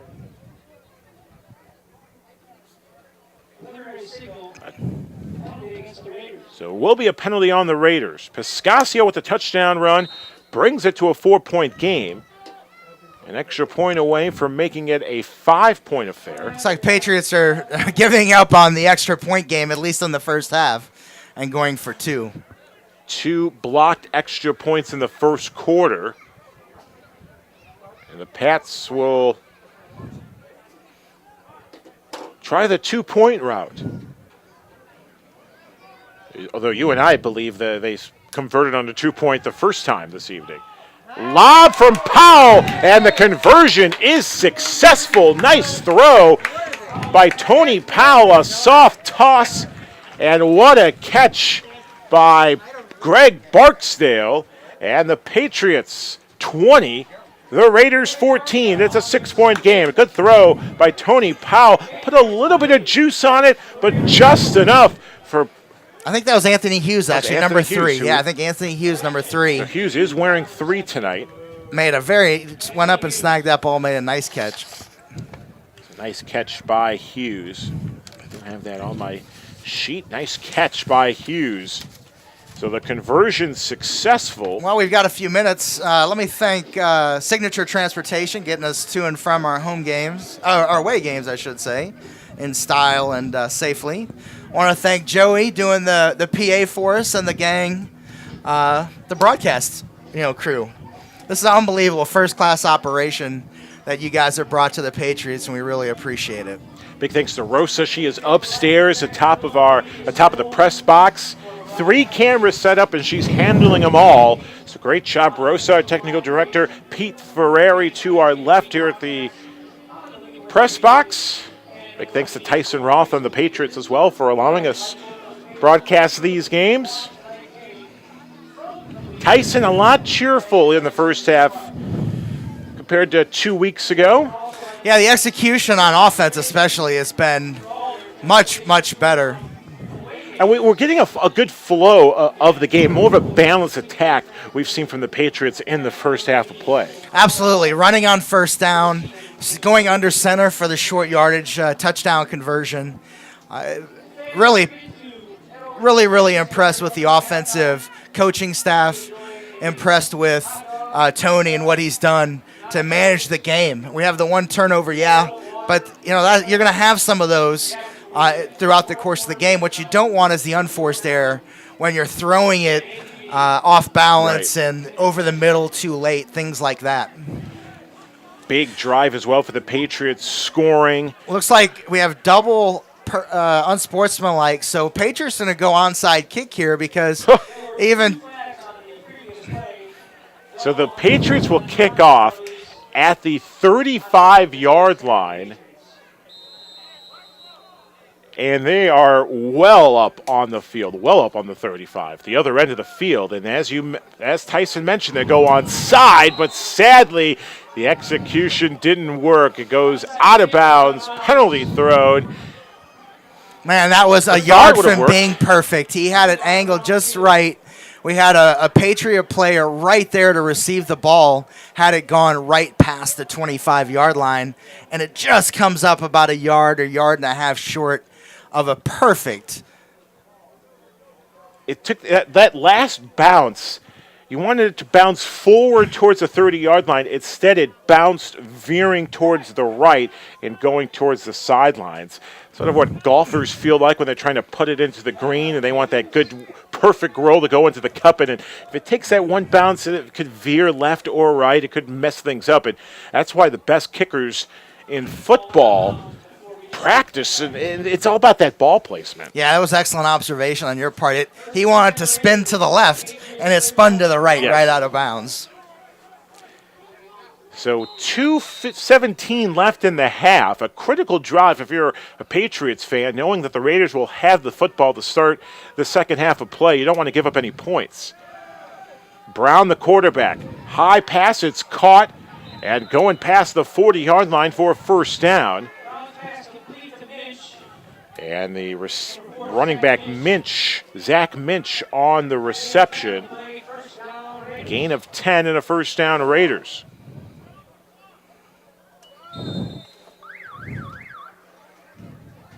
Two minutes to go in the half. Actually, they'll reset the clock to... The clock will stay at 2 minutes as the Raiders will go under center. Got the 2-minute warning here in Tinley Park. 2 minutes in the half. It's been a good half. A little slow pace, but been a good football game thus far. 20-14. Patriots with the lead. We'll take a quick break. 2-minute warning. We'll come back after this. You're watching MSFL action on Illinois Media School's Facebook page. I got started at IMS through a good friend of mine and a colleague at 670 The Score, Rick Camp, who knew I was an instructor at other universities and knew I was looking to get into a place with passionate students who know what they want to do. They know this is what they want to do for a living, and I have absolutely found that in my time here at IMS. The students are driven, they're passionate about broadcasting, radio, TV, internet, every asset of broadcasting they are completely passionate about, and it's very refreshing for me having come from a university where students are obsessed with their general eds and other things that distract them from their major. These students here are here for... 2-minute warning. First and 10 for the Raiders at the 40-yard line. 2 minutes to go in the half. Brown, the quarterback, rolling right, has a man wide open, and the pass is caught at the 25-yard line and going out of bounds. What a catch. Jared Reichert on the grab. And the pressure was coming from the Patriots defense, but Brown, the quarterback, able to escape the pressure and with a great toss towards the east sideline. And a penalty marker thrown as well. That was a late they flag. picked it up. They picked up the flag. I'd have argued they were thinking a roughing the passer call, but as Tyson mentioned, they picked up the flag. A great throw as you look at our monitor. What a throw by Brown. Wide open though. If you look at it, he's wide open on the sideline. Really not a hard throw or a difficult throw for a talented player like Brown. Just past the 25. Minute 54 to go in the half. They'll mark it at the 22. Critical drive before the end of the first half. And they'll hand it off. Smith, the ball carrier, lunges past the 20. And he'll be marked down at the 18-yard line. Lorenzo Hood leading the charge for the Patriot defense on the stop. At the 18-yard line, second down and 6. Just under 90 seconds to go in the half. Brown, wide open man, was Minch. He dropped the football, and that brings up third down. 82 seconds to go in the half. And Minch dropped a clear open pass. Yeah, this was too easy right there. He had at least 7-8 yards just right through his hands. He wishes he had that one back. Earlier in the game, an official took a hit before the end of the first quarter. He's being carted away right now. Might have to take a trip to the ER, get some x-rays done. Big third down, 3rd and 6 with 82 seconds to go in the half. Play action. Smith rolling left, has wide open field, calls for a blocker, looking to go to the end zone. He will. Touchdown. No penalty markers thrown at the 5. No official sign yet from whether or not it's a touchdown or not. Yeah, they're going to call that at least a block in the back from the 5, it looks like. So it'll be it'll actually be 3rd and 2 when it's all sorted out. And Brown saw wide open grass or field turf in this instance, directed a blocker, and that block might have been the block in the back penalty. And sure enough, as we get the second look, it was. And boy, Quad City shooting themselves in the foot with penalties. Several times tonight they've bounced back from those mistakes on Brown passes, well over 20 yards. Yeah, Patriots are not doing their defense is not doing themselves any favors. Way too many running lanes. Against this team, you got to put athletic guys out there, and we got too many, in my opinion, big guys trying to contain him. Once he breaks loose of them, he's got the numbers on his side. 3rd down and 2 for the Raiders with 71 seconds to go here in the half. 2 running backs. Now Mitch will go as a receiver on the right sideline. Play action. Brown rolling right. Trying to find a man in a heads-up play by the quarterback. Brown, and a penalty marker's thrown, and I think they're going to call a late hit on the Patriots defense. Nah, I think they're going to call some sort of interference down the field. They're going to say a holding or a pass interference right there on the linebacker. Yep. I think Brian Watson got there too early. Right at the 10-yard line. Even though that ball had no chance of getting caught. That wasn't anywhere near the wide receiver. But you can't make contact early. Yeah, right at the 10-yard line, Watson with a shove to the back, sending the defender down, or sending the receiver down. Again, another misapplication of a penalty here. It should be a spot foul where the pass interference occurred and no additional yardage. Actually, it looks like they might have corrected it here. And yes, the officials will mark that at the 11. And it will be a 1st and 10 for the Raiders at the 11. 63 seconds to go in the half. Quad Cities will have the football to start the second half as well. A chance to take the lead and momentum going into the half. Play action. Brown looking for a man. The defender's coming through, and a big sack on the play for the Patriots defense. Hood leading the charge, and a big clogger on the defensive line as well. I think Brian Walker, number 55, made a nice play there. He didn't go for the ball fake. He just stayed with the quarterback. And he used his weight as well to bring down the tall Brown, the quarterback. Good job by Walker. This is where the Patriots have got to play some coverage here. They're not going to run the ball because the clock's running under a minute.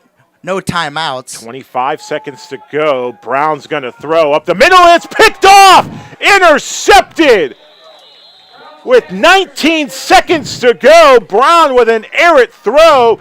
Interception, Patriots. I think that's Greg Barksdale, number 2, with I don't know. I want to see the replay if it was tipped. Yeah, it was slightly tipped. Excellent concentration. And saved points on the board there. Excellent play. Barksdale moving from the running back's position, doing some defensive work as well. So a nice interception for Barksdale. Yeah, and just for the audience at home, we've got a halftime performance by the Patriots, so stick around right here after the first half and check out their halftime routine. They did a good routine to start the ball game off tonight. So a chance for the Patriots to add some points before the half. We'll see how adventurous they want to be with 18 seconds to go in the half. Patriots do have a timeout left, so if they can get a good conversion on first down, they can maybe call a timeout. They'll go with the jet sweep, and Bryant Piscasio broke a couple of tackles, gets to the 25, and no sense of urgency thus far from the Patriots. I haven't seen any indication of a timeout called. As the clock is winding down, final seconds of the half. And that will do it for the first half of play. The Patriots have a 6-point lead going into the half. They lead Quad Cities 20-14. 3 touchdowns scored by the Patriots in the first half. And they lead the unbeaten Quad City Raiders 20-14. Halftime is next. We'll take a break. Also enjoy the Patriot dancers for a halftime routine as they make their way onto the field. Tyson and I will be back for the second half. Right after this, you're watching Patriots football on Facebook Live, powered by the Illinois Media School.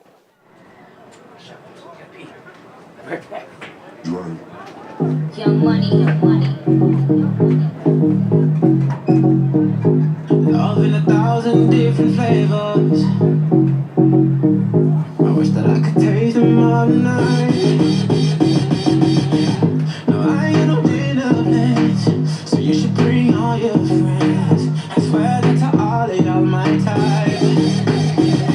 Oh yeah. If you're feeling thirsty, come on, take a sip, 'cause you know what I'm saying. Shimmy, shimmy, yeah, shimmy, yeah, shimmy, yeah. Drink, swalla la la. Drink, swalla la la. Swalla la la. Shimmy, shimmy, yeah, shimmy, yeah, shimmy, yeah. Drink, swalla la la. Drink, swalla la la. Swalla la la. Freaky, freaky, yeah. My freaky, yeah. Shimmy, shimmy, shimmy, yeah, shimmy, yeah. Bad girls gon' swalla la la. Bust down on my wrist and it be. My pinky ring bigger than this. Matter how Beverly Hills. Dollar got too many girls. Matter how Beverly Hills. All she wears red bottom heels. Push it back it up, put it on the top. Push it drop it low, put it on the ground. DJ pop it, she gon' swallow that. Champagne pop it, she gon' swallow that.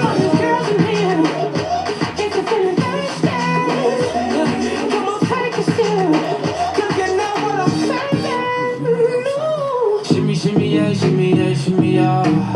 Drink, swalla la la. Drink, swalla la la. Swalla la la. Shimmy, yeah, shimmy, yeah.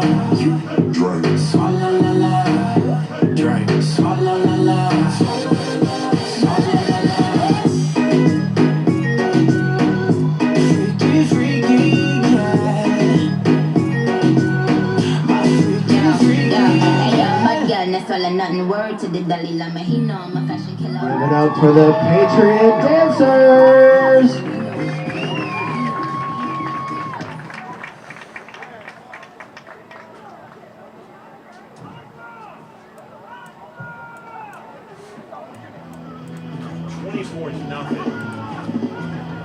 Chaos with People. I want to be social. The Illinois Media School has so many cool things they offer for me and their students. With the amount of stuff you learn, there's no way you won't succeed. You'll learn how to do a voiceover, how to use camera equipment. I mean actual hands-on. You can even host your own radio or TV show. All of our instructors actually work in the industry too. So go to beonair.com and start your future in broadcasting today.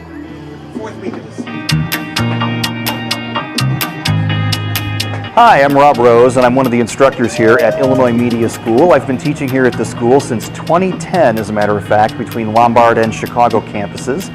I teach radio. I work nights at 100.3 WSHE in Chicago, and I've been in the radio industry 27 years, 17 of those 27 as a station program director and operations manager, which means I hired people that came out of schools like this one. Unfortunately, places that I've been, I haven't been near schools like this, so I've had to go to places like Dunkin' Donuts and say, hey, you have a personality, would you like to try radio? So this is definitely the place to come. It's going to prepare you for absolutely everything that you need to know about the broadcast industry. We're talking radio, television, web, podcasting, absolutely everything. I keep in touch with all of my students that I've had in my classes since 2010 on Facebook and social media, and I love seeing all of the success stories. In fact, I work downtown Chicago with several graduates from this program. So get in touch with the school and take advantage of it. Make it your career. Do it now. I'm Rob Rose, nights on 100.3 WSHE in Chicago, and I am IMS.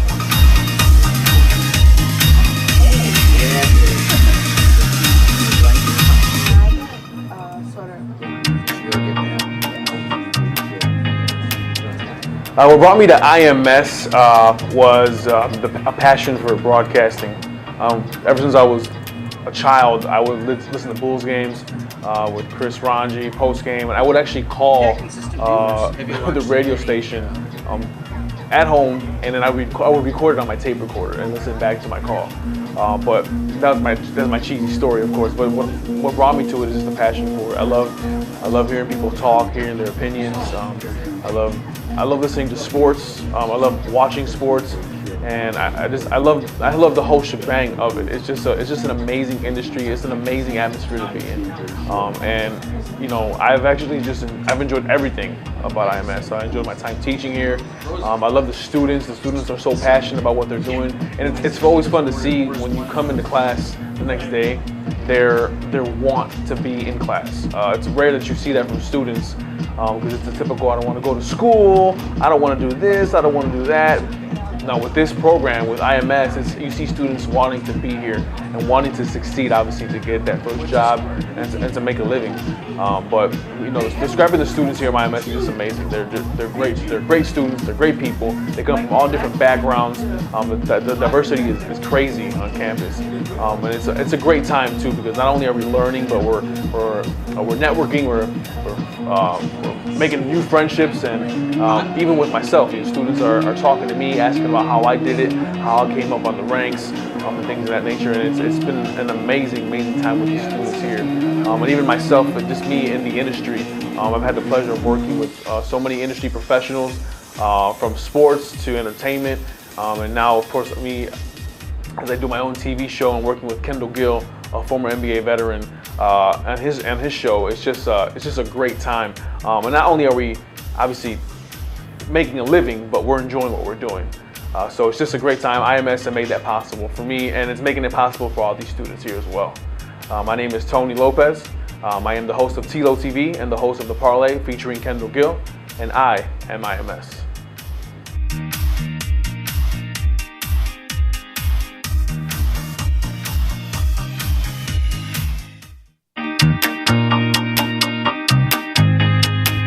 What originally brought me to the Illinois Media School was my love for sports radio. In high school, I became a huge success, the Score fan. I wanted to be part of sports radio. So after trying a couple other things, and I'm not really being what I wanted to do, I found my passion for media and especially sports radio at the Illinois Media School. What I enjoy is finding like-minded people like myself that have a passion for the media industry and are willing to do whatever it takes to reach their goals and be what they want to be in this industry. And that's what I like about the students you continue to see at the Illinois Media School. A lot of talent, a lot of drive, and that pushes you to be better, as well as making everybody's work better on top of that. My name's Rick Camp. I'm a producer at 670 The Score. I'm an instructor at the Illinois Media School, and I am IMS.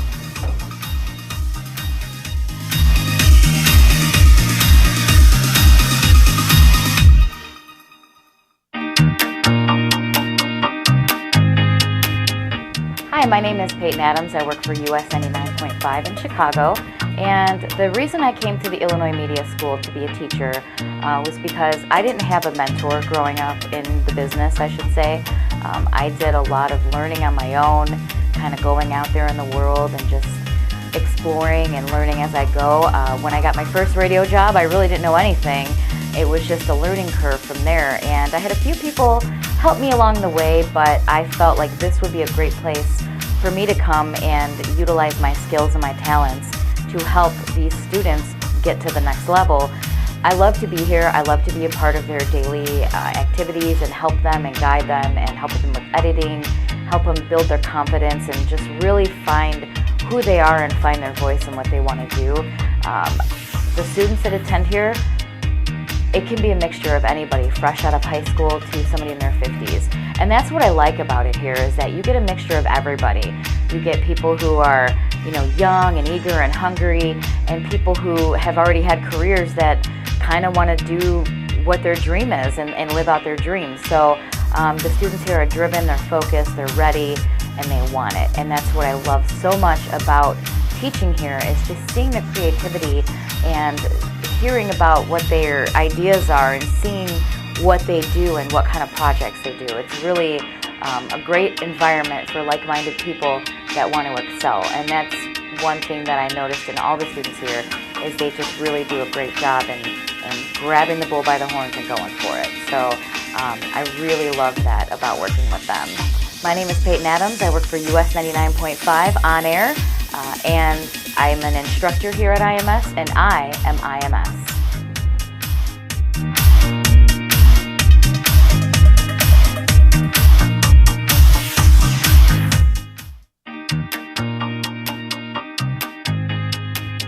Hey everybody, I'm Pete Ferrari, the Regional Station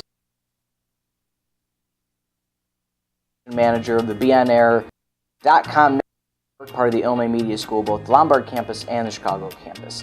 I've been part of the Illinois Media School family now for almost 10 years. I enrolled as a student back in 2007 after getting my undergrad and associates at Creighton University. I decided to come to the Illinois Media School to further my education in the world of broadcasting.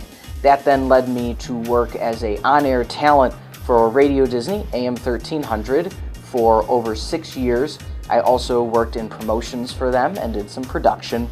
I also worked for KFLN Radio, AM 960, a country station, and I worked for KJJM The Rock, a classic rock station. After my tenure with both Disney and KFLN and KJJM, I moved to the sports side of things and became a play-by-play announcer for the Big East Digital Network, covering primarily college volleyball. I'm glad to have stayed and been a part of the family. I returned in 2009 as one of the assistants for the sports stations and now help run and operate all 5 radio stations in the network. One of the biggest things I enjoy about working here is coming from the perspective of a student, not only a college student, but a student at this school, finding out ways to continually expand the knowledge base of what the students learn. The way to describe the students of this school is very dynamic, very unique, and very employable. And the reason I put that word at the end is they come in with a drive, they come in with a passion. It's a short program, it's less than a year, but within that time they're gaining the skills that when they graduate, they're right alongside every other college graduate, if not in certain ways and aspects ahead of them, because we don't treat our students just as students, we treat our students as pre-professionals. So the first week of class, you could be out doing play-by-play for a sporting event, you could be doing camera or sideline reporting, you could be interviewing a band, you could be doing a show, all of that almost from day one.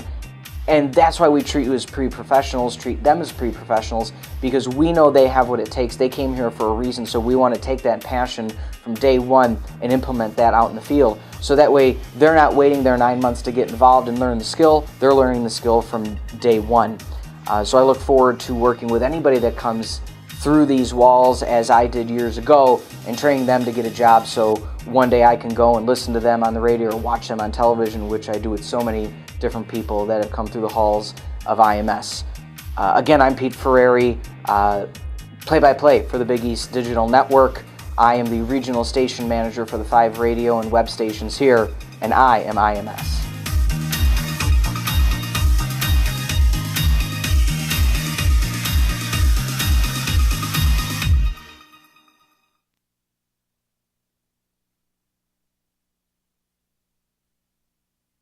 At Tinley Park at Andrews High School.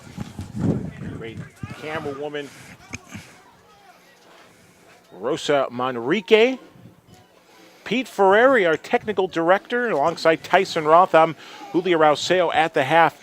It's a 6-point lead for the Lincoln Way Patriots, 20-14 the score.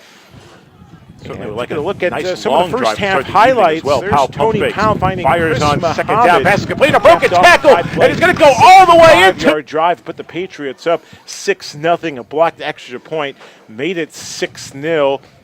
There's Zach Minch, who ran it into the end zone for the Raiders. The Raiders took a 7-6 lead. Then Tony Powell, rolling left under pressure, found a wide open L.J. Harris in the end zone for the touchdown. It made it 12-7.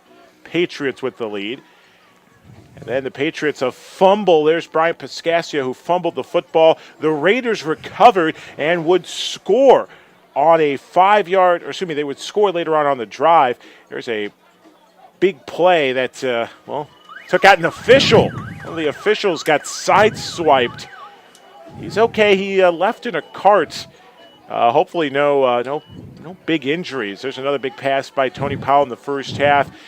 The Patriots were trailing by 2, 14-12. And then Brian Piscasio took it in for an easy score. Put the Patriots back on top. A 2-point conversion was good as well after 2 blocked extra points. Powell and the Patriots went for 2 and found Hughes for the conversion reception, made it 20-14. And the Raiders were trying to score towards the end of the first half, but an interception. Nice job by the secondary of the Patriots. And here we are at the start of the third quarter. The Patriots up by 6 points. Tyson, your thought on the first half? Yeah, as we discussed before the game, we knew these were 2 pretty evenly matched teams. And unlike the last game against the Ducks, we were 2 evenly matched teams, these teams are actually executing better. It's a much better brand of football to watch. Offenses are making plays. Defenses have made some plays here in spots. And that ends up with a 6-point lead by the Patriots. A lengthy first half as well. We got underway just after 7 o'clock. A little slow pace, some mistakes by the officiating crew. Certainly we had an injury to one of the officials that took some time at the end of the first quarter. We even had an untimed down, sort of replaying that final play of the first quarter. Hopefully a quicker pace to half number 2. As the Raiders, who won the toss to start the ball game, deferred and will receive the football to start the second half. As see what I think we're waiting for the chain gang. They were late to come out for the second half. Too many hot dogs and candy bars in the snack bar, I think. They should have had a Jets Pizza to get some good carbs in their system. We wait to start. What's a big key, Tyson, the second half for the Patriots to pull away with a victory and come out on top 3-1 on the get a chain gang out there. That would be the number one thing. This big. game will be literally stuck going nowhere quickly.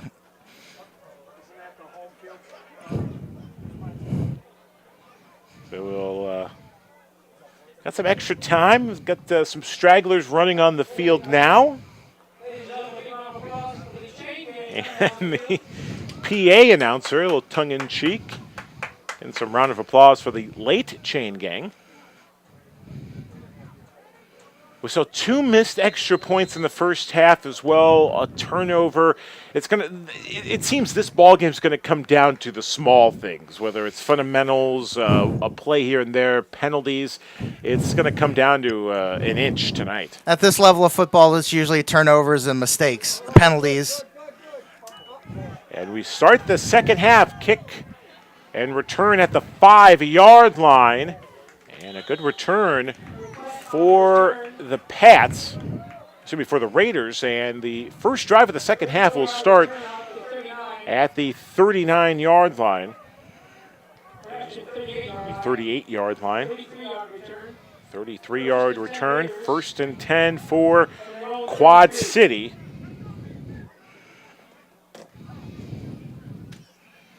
Nick Brown, the quarterback, had a good first half with a touchdown run, a 5-yard touchdown run. We'll see if the Patriots secondary made any adjustments at halftime, trying to clean up the open guys downfield. And it's really, the linebackers have got to get some drops. They go with the sweep on 1st down. A lost helmet. The Patriots' helmet was taken off. Tyvis Smith, the ball carrier, and will muscle his way to the 35-yard line, a gain of 2. A 2nd down and 8 from the 35-yard line. A little short carry to start the second half. As the Raiders will huddle up. And saw sort of a balanced offense from both teams in the first half. Out of the spread offense. Good mixture of run and pass. We'll see if that continues in half number 2. Brown to throw, fires a dart up the middle. Pass is incomplete. It hit the field turf, about the 49. Nice throw by Brown, but it's incomplete. It brings up 3rd down and 8. And it looked like Brown from the replay, secondary just a little soft on the coverage. Yeah, better throw there. I think he's got him for a big completion, 1st down. Just over a minute passed here in the 3rd quarter. 3rd and 8. 4 receivers. Brown trying to hurry the snap count. Quick toss to the running back, Smith. Lowers his shoulder and far from the 1st down. Nice job by the linebacking core of the Patriots. Yeah, nice job there to force him back to the middle where he knew he had pursuit coming from the inside. Looks like the Raiders are showing at least that they're going to go for it. This is where you, as a Patriots defender, you got to be disciplined. Williams on the stop for the Patriots. It's 4th down. A big 4th down coming up. 4th and 5. Brown throws up the middle and it's intercepted. Picked off by Lorenzo Hood. And what an interception, and gambling on 4th down, a interception. And Hood with a big interception. Pass went up right up the middle and Hood read it well. Yeah, he read the eyes of Brown. He was looking and staring down his wide receiver the whole way there. Cut right in front of the pass. Big turnover to start the second half for the Patriots. And the interception gives the Pats great field position. As Tyson mentioned, Brown, the quarterback, read the receiver the whole way. Hood does a good job of reading the quarterback's eyes and was able to make that one quick step and get the interception, and the Patriots will have it at the 30-yard line. 1st and 10, trying to convert off of turnovers. Powell with 3 receivers to his left. Will throw and will air it towards the end zone on 1st down, and he had a man towards the east sidelines and trying to make a diving play. Just went right in between his hands. Boy, he overthrew that only by a half a yard there. That was a pretty throw. He saw him streaking down the sideline there. And again, that's the right place to place it. He places it far enough to where the defender has no chance. Just past the outstretched arms of, is that Chris Muhammad over there? Yeah, right off the fingertips of Muhammad as he was diving in the end zone. I like that play call on 1st down. I do too. And again, Tony is really zipping the ball a lot more confidently tonight than we've seen in a long time. Same setup as the first play. Trips to Powell's left. They'll hand it off on 2nd down and finding the edge, and a late penalty marker thrown by the official. That's where the wide receivers got to let go at that point. He's 10 yards down the field. You let go of the defender there, and he scoots right out of bounds. Instead, it's going to be 10 yards from the spot of the foul, basically replaying this down. Ronald Zolkoffer, the ball carrier, would have gotten the 1st down, but a penalty thrown And it appears to be on the Patriots. And it will be a holding. Those are the penalties that the Patriots, they routinely get 2 or 3 a game. And it's just lack of discipline by the wide receivers downfield. Just let go at that point. You've got them way down the field. You're going to pick up big chunk yardage. Instead, you roll them back. I believe it's on Kevon Love, the receiver, has overextended his left hand and went to the back of I think actually that was Chris Muhammad, I think. Chris Muhammad, yeah, 24. I think Chris Muhammad at 24. So Muhammad called on the holding, and it's now 2nd down and 14 from the 34. Tony to throw. Nice throw and catch near a first down. Back shoulder throw there. Boy, Tony's got all the game working tonight. He's got all the game working tonight. Nice back shoulder because he saw the defender was up on top of him, so he knew the back shoulder was going to be open. Nice adjustment on the play, brings up 3rd and short. Great catch by Chris Muhammad. That's one of those plays you work a lot on in practice, getting that timing right between you and the receiver, knowing if that's the way the defender's coming in, you easily have that back shoulder play to work on. Quick toss to the receiver left side, a penalty thrown at the 24-yard line. Pass complete to 16, Ronald Zolkoffer, but I think that's going to be another penalty on the Patriots. Yeah, it's going to be a holding. I don't know. Yeah, another illegal block in the back. Illegal block in the back will be called on the Pats. Another interesting decision. So the Raiders' defense does accept the penalty. Happened that way opposite in the first half where the Patriots took it and they threw the big pass down the middle. Which led to a Raiders score. 12:16 to go, 3rd quarter. What would have been a 3rd and short is another 3rd down and long for the Patriots. Promising drive, but penalties have really shot Lincoln Way in the foot. 3rd and long from the 34. 3 receivers to Tony's right side, airs it towards his left, finds an open man, Chris Muhammad, and Muhammad stepping backwards towards the 20-yard line, caught the ball, I'd say towards the 16, would have had the first down, and just went backwards. But enough for the first down there. But again, you hate to see that. Trying to make too big of a play on something where you knew you had a 3rd and down. Just take the first down yardage. Again, luckily he had enough room to spare down the catch. Replay showed he made the catch at the 18, took 2 steps to the 16, and then went backwards, but fortunate enough to get the first down. The first down marker was right at the 21-yard line.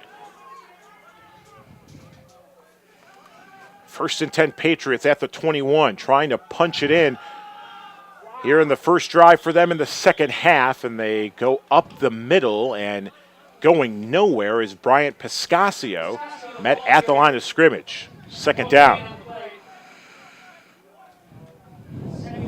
Fury of tackles. That was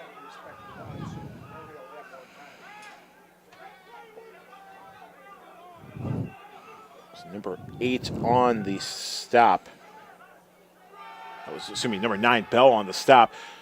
Powell to throw on 2nd down, found an open receiver towards the east sideline. Greg Barksdale there on the catch. Nice catch by Barksdale. Barksdale had to go low to make the catch. And it's going to bring up a 3rd and short. Powell's rolling towards his right. Good catch. And there you saw Barksdale had to crouch down a little bit to make the catch. And it's 3rd and short. Patriots up by 6, 20-14, as we near the 10-minute mark in the 3rd. Pressure coming. A defender nearly crossed the line of scrimmage, stepped back, and now Powell will change the play at the line of scrimmage. 3 receivers left side for Tony Powell. 1 receiver to the right. He's looking right. Penalty marker thrown. Powell finds an open man up the middle. It's complete. It's coming back. Chop block, I believe, on the Patriots. Complete at the 1-yard line, but as Tyson Roth mentioned, we're going to get a chop block penalty, clipping on the Patriots. Boy, you hate to see those penalties. That's a big one. That's 15. on 3rd and short. It was 3rd and 2, a 15-yard penalty. It's going to make it 3rd and 17, another look, and that was the right guard with the cut block.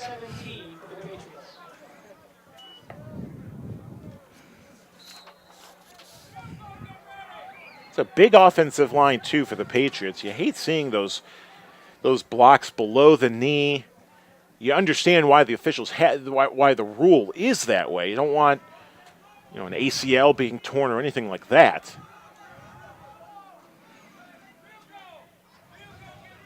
A lengthy 3rd down here for the Patriots at the 25. Powell's under pressure, rolling left. A late block keeps Powell with a chance to throw it deep. Has a man deflected. It's caught. Touchdown, Patriots! Wow, my oh my, a last-second deflection. What a catch in the end zone. No penalty marker either on the play. That's called the Tony Powell Hail Mary play that was answered. Robert Riley on the touchdown reception. Powell with a prayer, tipped at the 5. Riley with the catch at the 2 and goes into the end zone untouched. Yeah, Tony was just trying to throw that ball away, I believe, and didn't have enough oomph behind it to throw it far enough, and it got pinballed around 3 or 4 times, and luckily into Patriots' hands. Patriots have been unsuccessful on an extra point attempt tonight, 0 for 2, but the 3rd attempt on an extra point is good. And the Patriots lead 27-14. Let's take a look at the touchdown once again. There's Powell under pressure. What a nice final block at the edge. And again, it was deflected at the 5. Riley with the catch at the 2. I think he was going to Chris Muhammad initially. And the secondary and Muhammad, I believe both were converging on the football. It was tipped. And great recognition by Riley. That's the 3rd time tonight we've seen a ball tipped in midair, and either a Raider or a Patriot recognized it and made a play. They must be working on the tip drill in practice. Practice always makes perfect. But, obviously that's a huge play in this game. That extends it out to a 13-point lead. And the Patriots obviously want that cushion with the powerful Raiders offense. And that is a much-needed touchdown as well at 27-14. And a big defensive stand could open this game wide open for head coach Jim McClellan and the Patriots. Quad Cities came into tonight's game undefeated at 3-0. The Patriots at 2-1. So a critical game in the standings for both teams coming into tonight. The Ducks at 3-0, the Raiders 3-0, Patriots are 2-1. At last glance, the Chicago Chaos had a big lead. They hope to become 3-1. And the return at the 2-yard line, up the middle, a big crease going near the 40-yard line. And what a return. A 36-yard return. All the way out to the 38. That was a touchdown-saving tackle there. I'm not sure who made the tackle there, but that was a nice play. Jared Whitequit on the return for the Raiders, and a good open field tackle by the Patriots special teams unit. Hood with the interception on the last drive for the Raiders. And another opportunity for the Pats to extend this game a little bit, 27-14.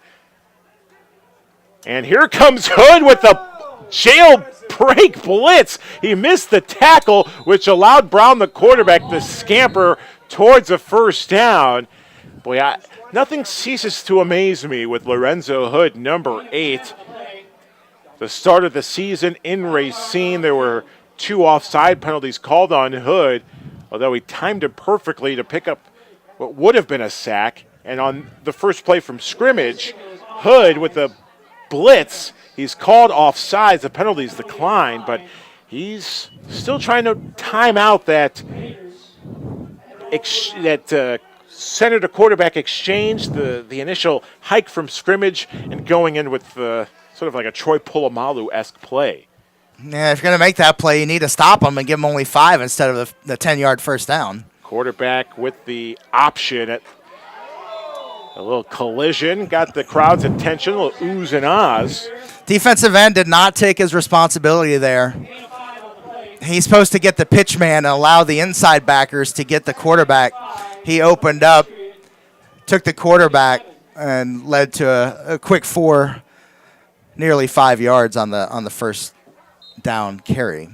Brown with the pitch to Zach Meinch. 8.5 to play here in the third quarter.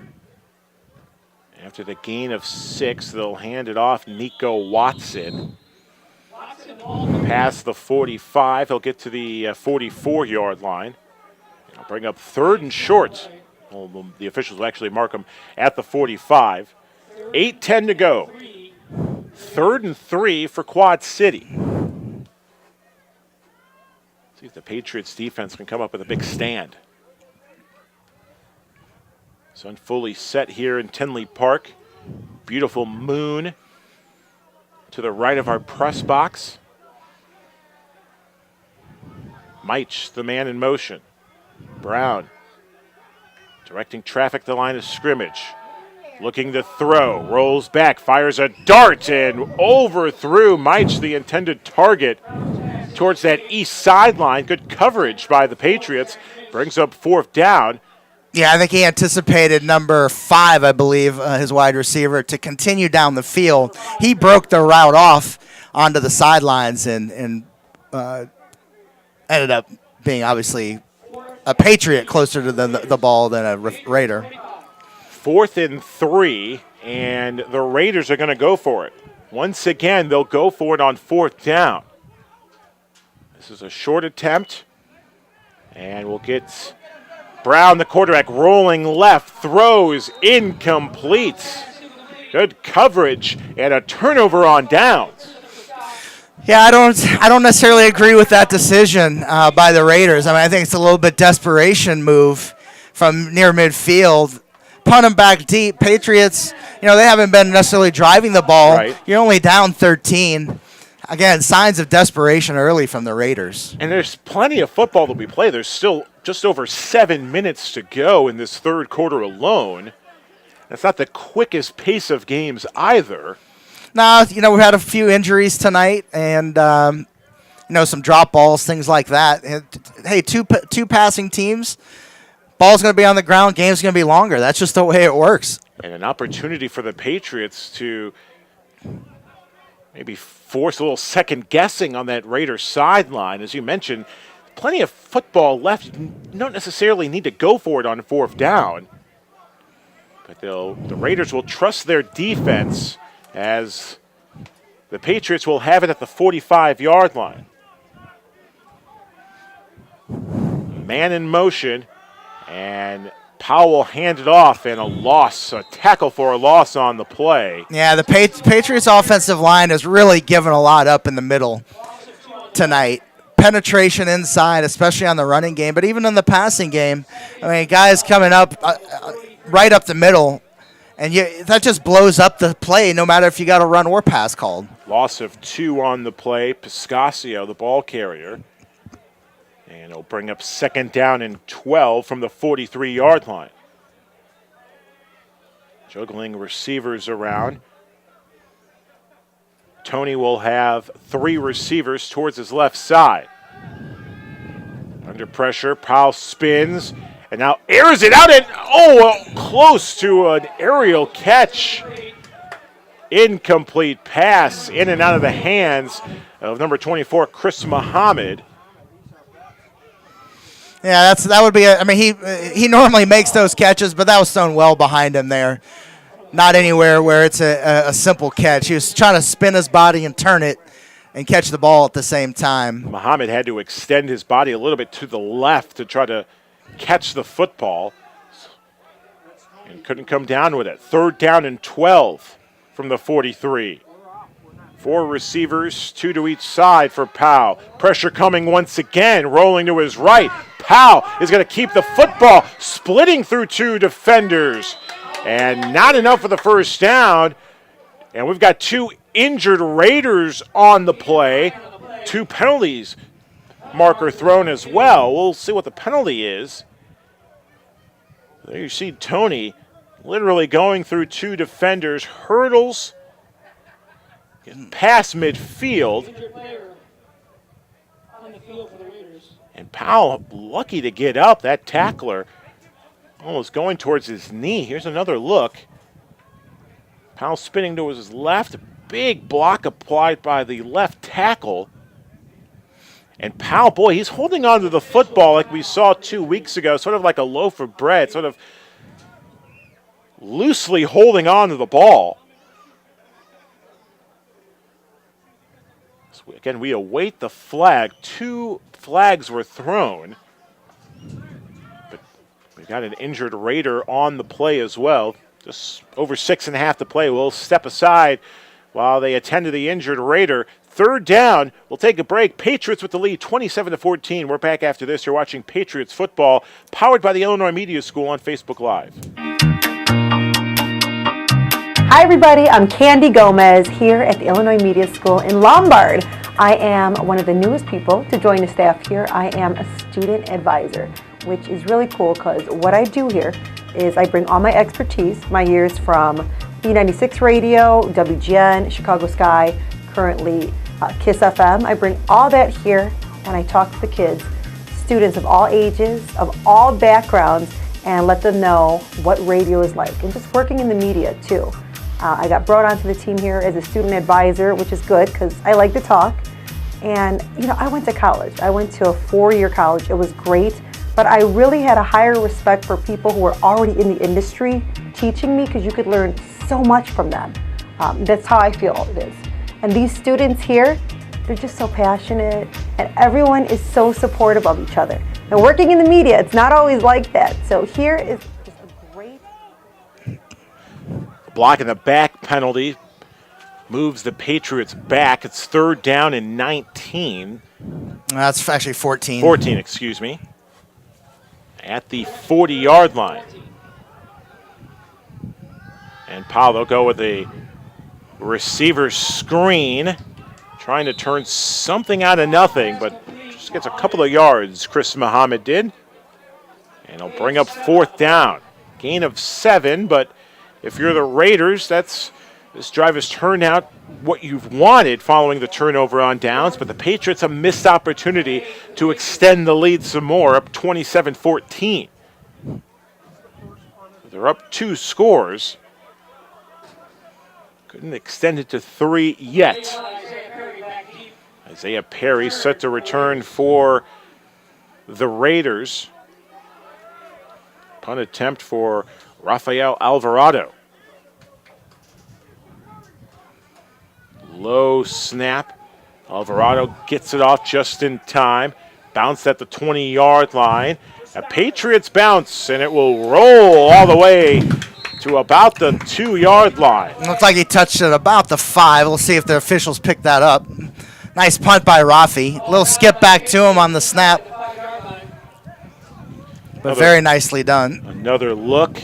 Yeah, you're right, Tyson. It bounced, I'd say maybe 4 or 5 yard line. Let's see. I don't think the officials picked that up, so they're going to give it to him at the end of the kick. And that's probably the shortage of the one official. That's unfortunate. That the man went down with what looked like an apparent knee injury. But those are the kind of things that happen. You get a little switch on where the officials are placed, and they might have caught that it hit him more at the 5 rather than at the 2. Yeah, the official was taken out at the end of the first quarter. It was the last play of the first, and where the side judge was taken out, was carted off on one of the golf carts. OP is okay. Raiders have it at the 2-yard line, so they need to go 98 yards to score, and Brown a play action. They'll throw on first down. Incomplete pass as they try to go through the air to get themselves out of the end zone. Second down and 8 coming up from the 2-yard line. 4 receivers, 2 to each side for Brown, the quarterback. Play action. Brown with another high toss, incomplete. That time intended for number 5, Christopher Scott, 6'1" wide receiver. Decent coverage there by Alex Foley. He was slightly out of place, so it would have taken a perfect ball to get to him, but brings up 3rd and long. Patriots love to get off the field here, keeping them inside the 10. How crucial was that punt by Raphael? He executes those punts so well, especially on the plus side of the football of the field. He seems to pin him inside the 20 every time, and half the time inside the 10. 3rd and 10 from the 2-yard line. Needing to go to the 12 for a first down. Brown rolling right toward the back of the end zone. A low throw right in front of the Raiders sideline on the east end of the field. Incomplete pass and a quick 3 and out. Nice job by the Patriots defense. And that's, again, I think some panic by the Raiders there.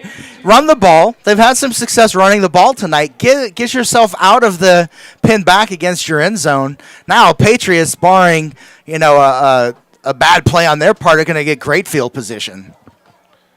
So, interception, turnover on downs, and a 3 and out. Those are the last 3 drives for the Raiders.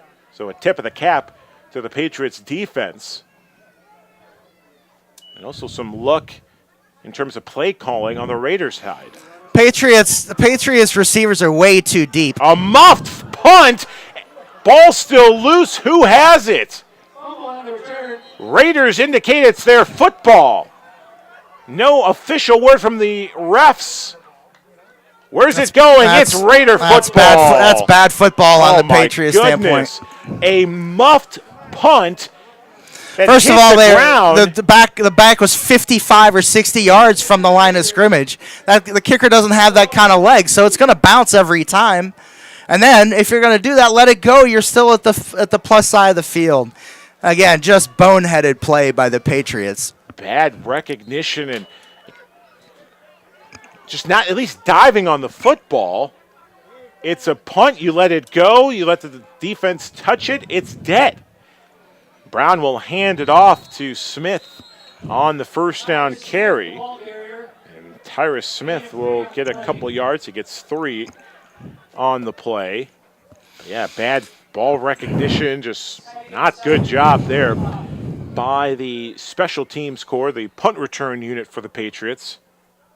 Giving the football right back to the Raiders. Gain of 3, bring up 2nd down and 7 from the 45. 3.5 to go here in the 3rd quarter. Patriots 27, Raiders 14. Brown. Couple of slaps. Looking to throw on 2nd down. Airing it deep. Has a man.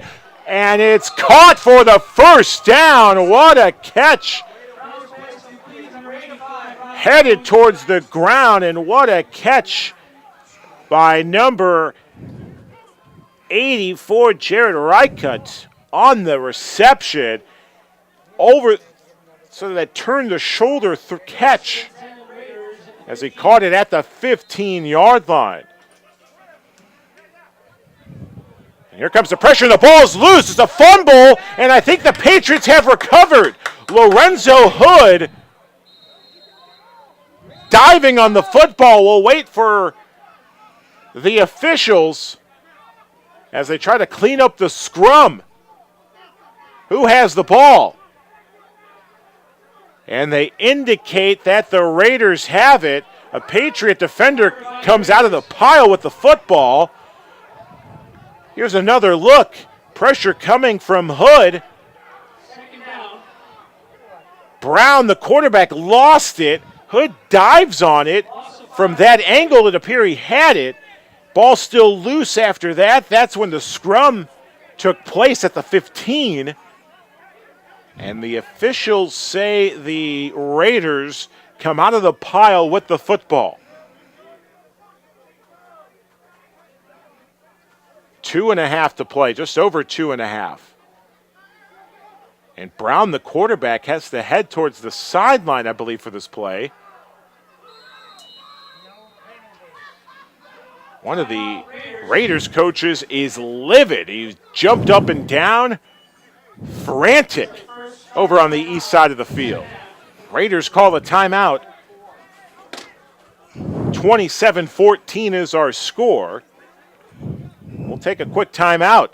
We'll come back after this. Patriots lead. You're watching Patriot Football on Facebook Live, powered by the Illinois Media School.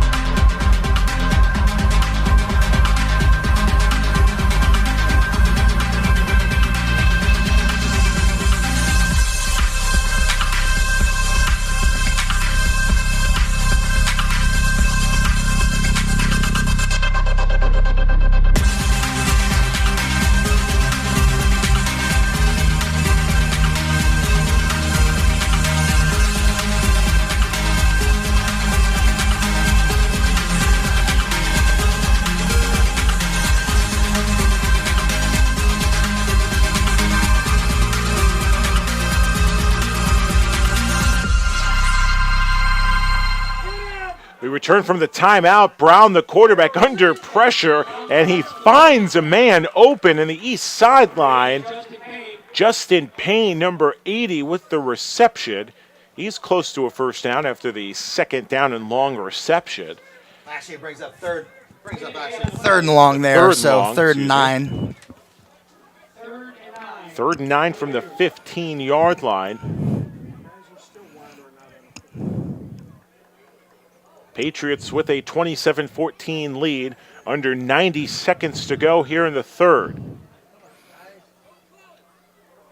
Certainly don't want to give this undefeated Raiders team some breathing room as we head to the fourth. They trail by 2 scores. Pistol formation. Brown, quick toss at the 10. Pass is complete. And we're under a minute here in the third. Matt Tussman on the reception, number 88. And another 4th down. Gain of 4. Raiders will go for it on 4th down. Back-to-back attempts on 4th down haven't worked. Brown under pressure. Quick pitch. Ball's loose. And a big tackle. Another turnover for a loss. Good job. Good recognition by the Patriots defense. No gain on the play and a turnover on down. Yeah, and what you'll see there, that was actually a forward pass. That was a forward pass. That should have been an incomplete pass, but either way, it doesn't hurt the Patriots. Brian Watson, the linebacker, doing a great job forcing Brown with that little pitched, little shovel pass. And as Tyson Roth mentioned, that should have been an incomplete pass. But nonetheless, another turnover on downs. And these are the 4 drives of the third quarter for the Raiders as we head down the final seconds of the third quarter. A Hood interception, a turnover on downs, a 3-and-out, and another turnover on downs. So the Patriots will have it 1st and 10 at the 14. Just over 36 seconds to go. Powell with the short pass. It's incomplete. That was close to being a lateral there. Going with the short toss on 1st down. Surprised they didn't go with the ground game up 2 scores here in the late stages of the third. Nonetheless, they'll bring up 2nd down and 10. 31 seconds to go here in the third. Trips to Powell's left. Looking to throw. Powell going up the middle. Airs it out there. Finds a man. Complete for the 1st down and more. Past midfield. What a catch. Bryant Pescasio a penalty marker thrown. I think it fell out of his pocket. I think it just fell out of his pocket. Nope. Officials picking it up. Good recognition there by Tyson. Picks it up, and he's indicating towards the head official. What a throw and a good catch by Piscasio. Caught it at the 49 and heads all the way towards the 40-yard line. That does it for the third quarter of play. The Patriots with a 2-score lead, 27-14, as we head to the final quarter of play. We'll take a break. We're back after this with the fourth quarter. You're watching Patriots football on Illinois Media School's Facebook page.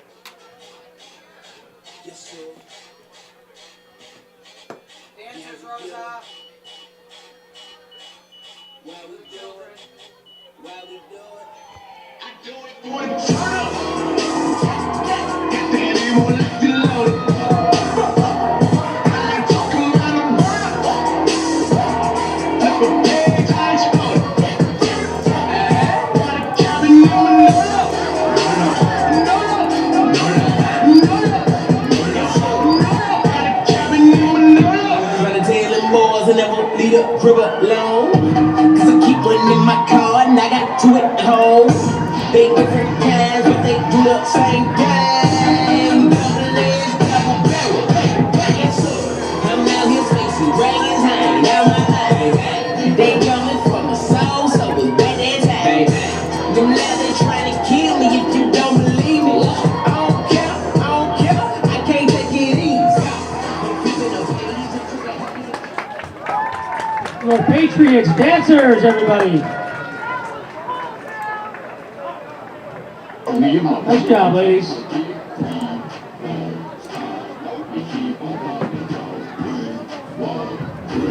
First and 10 Patriots. Back here, heading into the fourth quarter, Patriots with a 13-point lead and the ball. Big fourth quarter here and a big drive for the Patriots as we start quarter number 4. Tony Powell, the quarterback, rolling right, finds an open receiver, caught at the 30. Flag thrown, a couple of broken tackles, and into the end zone for a touchdown. But I believe that's going to be a penalty on the Patriots. Hughes with the catch into the end zone easily. It looks like it's going to be either a holding or a block in the back. Boy, good throw by Powell, great catch. Hughes muscling his way to the end zone, but unfortunately it's going to get called back as we get a second look. Yep, that's as soon as Hughes made the catch, one of his receivers converging in on a defender with a block in the back. It's going to be a block in the back penalty on Lincoln Way. And just as we mentioned earlier, the Patriots wide receivers are good for at least 3 or 4 blocking or blocking the backs or holds per game. It's inexplicable. Yeah, I can't explain it. It's something that happens every single game, but yet never gets corrected. And every time you make a block in the back, a literal block in the back, the officials will always call that, especially if you tug a little bit on the back of the jersey. That defender's going to give a clear indication to the official that he's being held.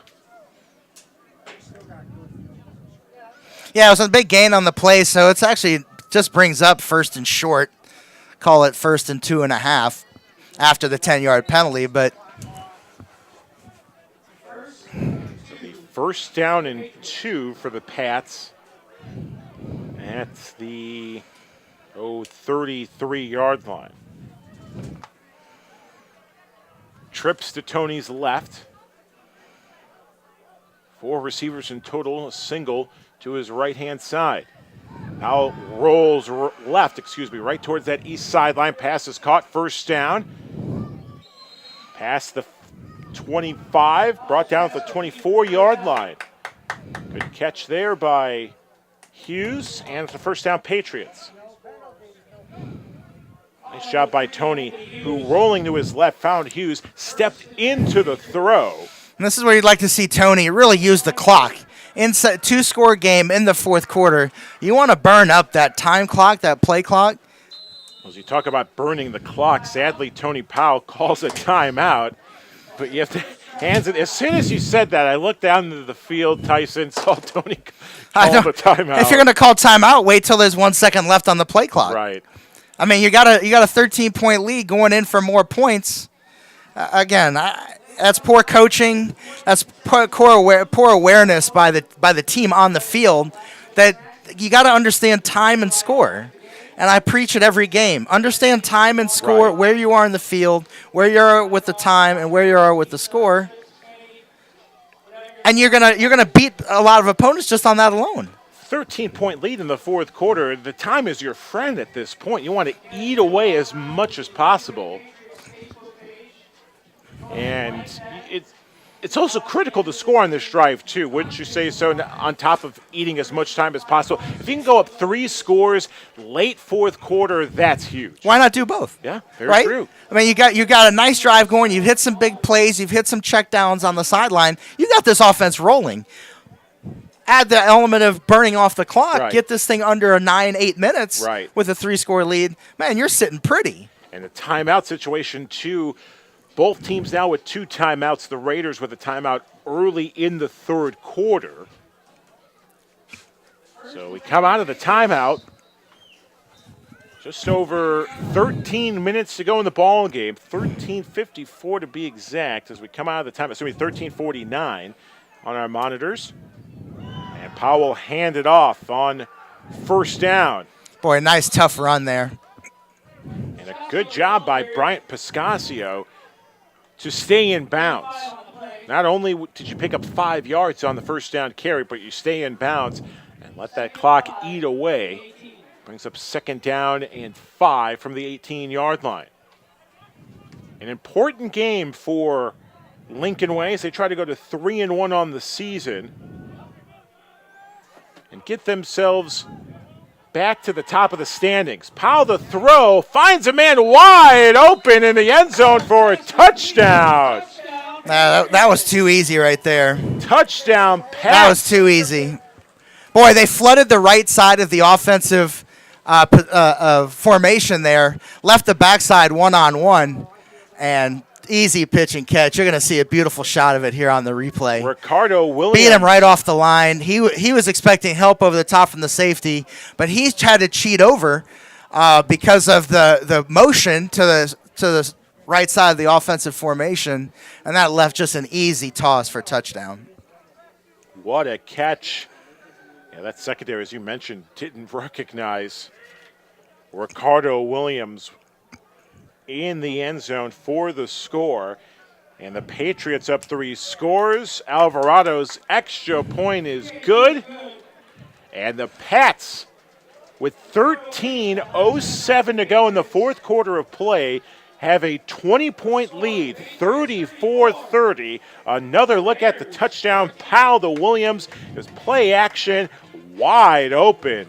Can't ask for an easier touchdown than that. And with less than 2 minutes gone by in the fourth, the Patriots with a comfortable 3-score lead. Now the pressure sits with Quad City, trying to keep that undefeated record intact. How about the response from the Patriots from 2 weeks ago, their performance against the Ducks compared to tonight? I mean, it's night and day. It's a night and day situation here. Tony has just played a masterful game, making good decisions, keeping the ball away from the defender, only where our guys can get it. And really, you could only say one bad exchange handoff, was the one turnover. And then the kind of the Hail Mary over there on 3rd and long, really was fortunate. But other than that, man, you can't ask for a better played game from Tony. And the defense has really started to step up, containing Brown, the quarterback, trying to keep him in the pocket, make him throw the ball, and then try to make some plays on the back end. How big was that Lorenzo Hood interception that translated into a touchdown? I think it set the tone in the second half. Wait the kickoff. Short angled kick, bouncing at the 11-yard line. That's where we'll get a return, and going in, spinning and turning around. 85 Alcron on the return. Goes in, literally turns around, trying to go north, south to east. Going to have an offside on the Patriots on the kick. He was clearly offside. I saw that. See if they make him re-kick it or if they'll take the 5 at the end. Here's another look at the replay. Great pass by Powell, who didn't take a step back or anything. Got the pass, got the exchange out of the shotgun, took a step in and fired the ball to wide open Ricardo Williams, the last score just a moment ago. Looking at the week ahead, next weekend, Patriots on the road, they'll take on the Mustangs. Raiders on the road next week, they'll take on the Chaos in another important game. The Chaos are in action tonight. At last glance, they were beaten up on the Mustangs. Patriots will kick from the 30. Patriots will kick from the 30-yard line following the offsides penalty. Just under 13 minutes to play here in the ball game.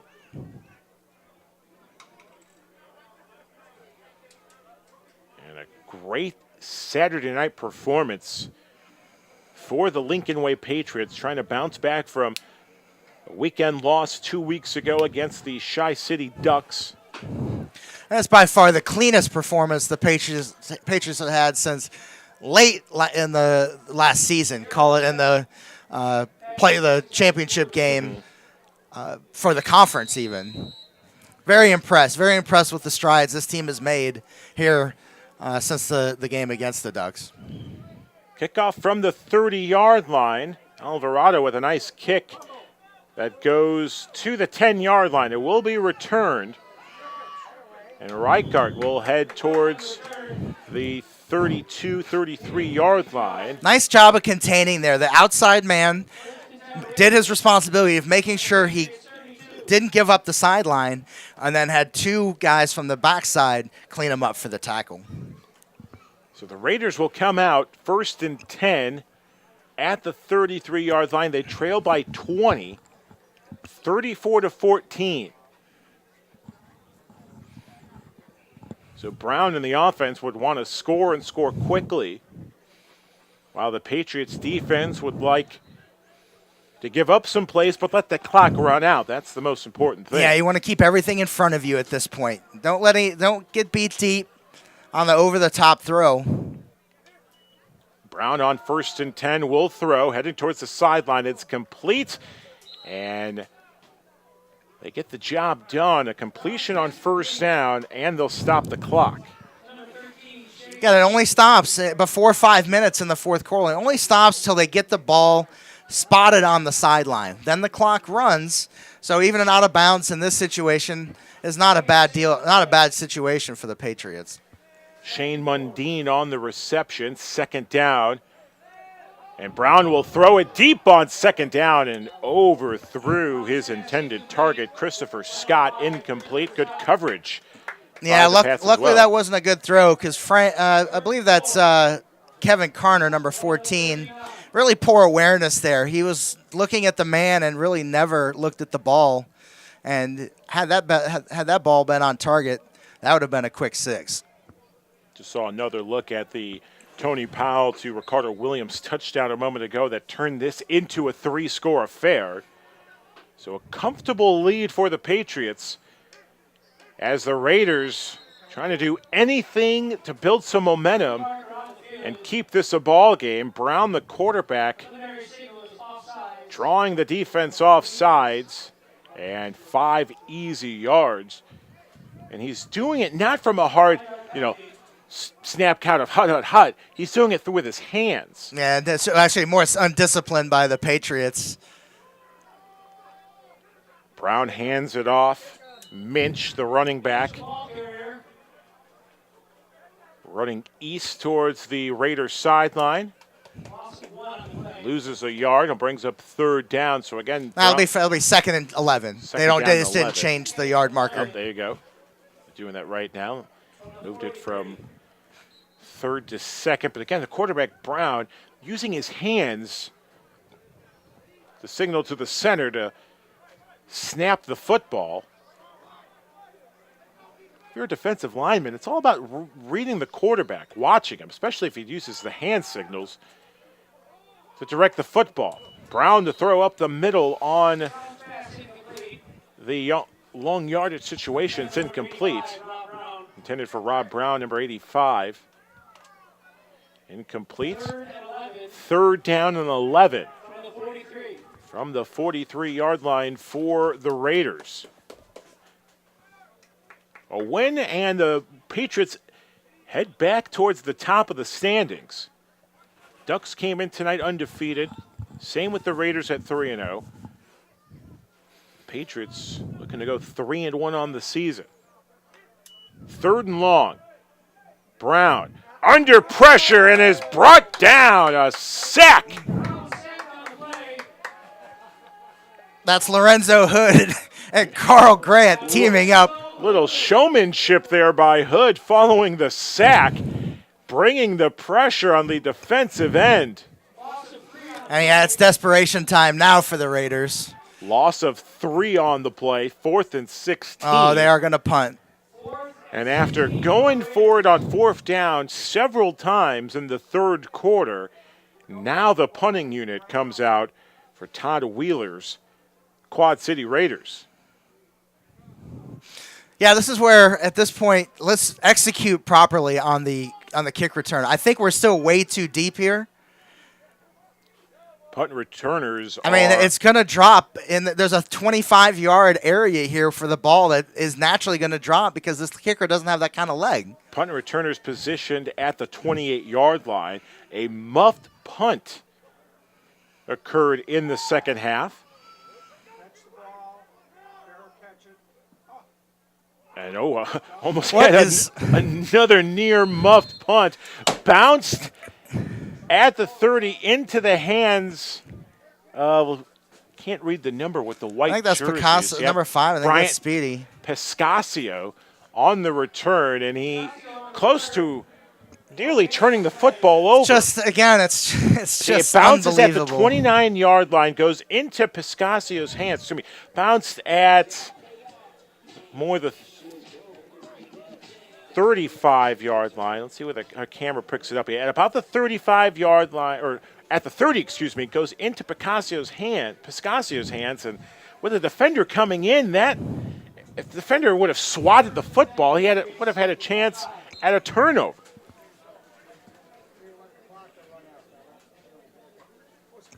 So a big break for the Patriots as they have the football up by 20 with 10:42 to go in the ball game.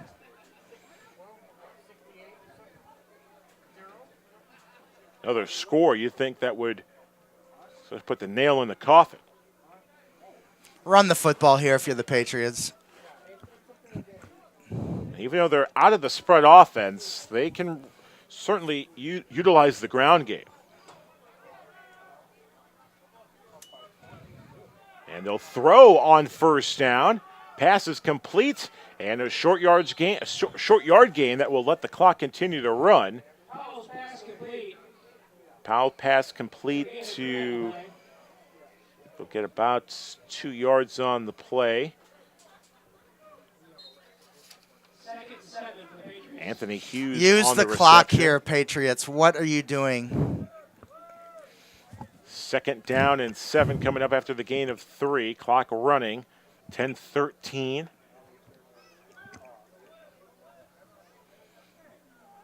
Four receivers, trips to Powell's right, and they'll throw once again on 2nd down.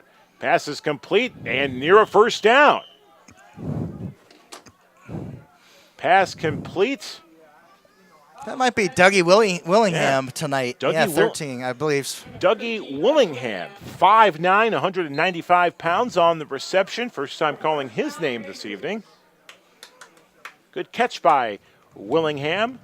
And he converts for a first down. Clock running with just over 9.5 to play here in the 4th. 20-point lead for the Patriots. And again, they'll throw up the middle. Nice pass by Tony Powell. A fumble, however, at the 45-yard line. Loose ball. Patriots say they recovered. And maybe that would be a wake-up call if the Patriots do recover, that you might want to run the ball here. And the Patriots do recover. It's about ball security, right? At this point, you're under 9 minutes, or right at 9 minutes to play in this game. Only thing that gets them back in the game is turnovers. You got to secure the ball. If you're going to throw the ball, you know you're going to have 3 or 4 defenders around you. A fumble at the 45. Patriots recover. I believe that was Hughes on the reception and fumbled, but able to recover immediately. 8:45 to go in the ball game, a 20-point lead for the Patriots. See, after that near turnover, they run the football, and indeed they do. They hand it off Brian Piscasio, and Brian Piscasio goes up the middle, untouched, into the end zone. Touchdown, Patriots, and that's got to do it. Sends an arrow to the sky, prayers above, and the Patriots up 40-14. What a run up the middle for Brian Piscasio, earning the nickname Speedy. No one was going to touch him into the end zone. And going from left to right. What a run. Touchdown, Pats. Excuse me, that wasn't Piscasio. That was Ronald Zolkoffer on the touchdown run. Nice job by Zolkoffer. Mistaken there from the 5 to the 16, but Zolkoffer showing a little bit of wheels. And an impressive run. This to make it 41-14. Down the middle, it's good. And the big run by Ronald Zolkoffer gives the Patriots a commanding 41-14 lead with 8:07 to go in the ball game. No, that's impressive right there. You know, the first running play of that drive results in the long touchdown run. You know, and that's kind of the Patriots' philosophy: is loosen them up with the pass and then rip them with the run. What a great run by Zolkoffer. Going left, found open space up the middle, shifted, and the Patriots. Oh, that definitely puts the game out of reach for the Raiders. So now it's getting good quality reps in for some of the backups for the Patriots. And boy, again, it's still 8 minutes ago in this game, but I'm going to chalk this up to a huge victory for the Patriots in an emphatic fashion. It's going to take a big miracle for Quad City to come back in this ball game. And you could say it's tough to win on the road, but coming in with an undefeated record, with the amount of scoring they've been able to do throughout the season, for the Patriots to limit Quad City to 14 points thus far, that's got to be a huge confidence boost going into next week's game against the Mustangs. And a good return out to the 32-yard line. 1st and 10 for the Raiders. From their own 32 on the return was Jared Reichwett. And coming into tonight, the Mustangs scored 60 on 2 occasions. 68-0 over Oak Park on June the 10th. They defeated Twin City 20-12. Then a 74-0 victory over the Mustangs on June 24th. And it's a tough trip. You know, it's a 3.5-hour ride from Quad Cities over here. And it doesn't matter what level of football you're playing. When you're on the road, especially with distance, man, it's tough. Right. It's a tough ask. Brown will quickly throw on first down. Had a man incomplete. It was tipped and delivering the hit to the back. And I think a late That's hit the right could call. be That's a on Brown. defenseless receiver. You can't do that. You can't do that. That's the correct call. Here's a second look. You got to lay off the defender in that situation. He's in a defenseless position. Right call.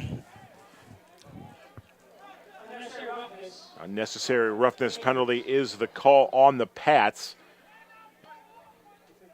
And that will move it past the 45. It will be officially marked at the 47-yard line. And this isn't, say, college or professionals where you arrive a day or two before the game. It's similar to high school football for Quad Cities. You're arriving a couple hours before the game, and then preparing as Brown with the pass incomplete was in the hands of the receiver, number 13, Shane Mundine. But boy, that was Mundine a heck of dropped a it. throw, though. I am impressed with Brown because he can just rip it. He put it right where it needed to be on the outside shoulder. Good play by the defender to strip it out. Almost effortlessly on the throw. Absolutely. Big kid. You know, he's a big, probably what they list him at? They list him at like 6'2". But, boy, he looks bigger than that on the field. He's so lanky. Brown to throw once again. Another strong pitch up the middle. It's caught. Mundine had it. Drops the football. It was punched out by a Patriots secondary and recovering the football and brought down from behind. Shane Mundine caught it. The ball was punched from behind. Recovered by the Patriots. And a big turnover. Another penalty marker's thrown. There's the punch. As we like to say in Chicagoland, the peanut punch made famous by former Bears standout Charles Tillman. Nice job by the Patriots secondary. That was Frank Redding. A little help defensively. There's the punch on the replay. Well, tiptoeing towards the football and recovering it was Greg Barksdale. Greg Barksdale on the fumble recovery for the Patriots. And what a finish for the Patriots secondary to create a turnover and to recover the football. Well, wait what the... that was another strong throw, though, by Brown. Yeah, right on the money. It sure was. Only because the Patriots made a good play on the ball. Right. Wasn't that a... The 1st and 10 Patriots, and the Patriots will call a timeout with 7:32 to go. That's their second charged timeout. Quad Cities has 2 timeouts as well. And we'll take a break with 7:32 to go. Patriots a commanding 41-14 lead. We're back after this. You're watching Patriots football on Facebook Live, powered by the Illinois Media School. I want to have a job in something I love. I want to have fun and meet new people. I want to be social. The Illinois Media School has so many cool things they offer for me and their students. With the amount of stuff you learn, there's no way you won't succeed. You'll learn how to do a voiceover, how to use camera equipment. I mean actual hands-on. You can even host your own radio or TV show. All of our instructors actually work in the industry too. So go to beonair.com and start your future in broadcasting today. Approaching the 10 o'clock hour here in the Chicago south suburb of Tenley Park. Andrews High School, home of the T-Bolts. And what a night it has been for the Lincoln Way Patriots. After losing to the Tri-City Ducks 2 weeks ago, they host the undefeated Quad City Raiders. And in the fourth quarter, the Patriots with a 41-14 lead. It's first down following the forced fumble. Yeah, let's see if we get Tony Hurt here. And Tony Powell. I know you're questioning that pass call, and I'm questioning it too. A loss of 10 on the play. And with a commanding lead like this, Tyson, it's questionable. Questionable is being very kind at this point.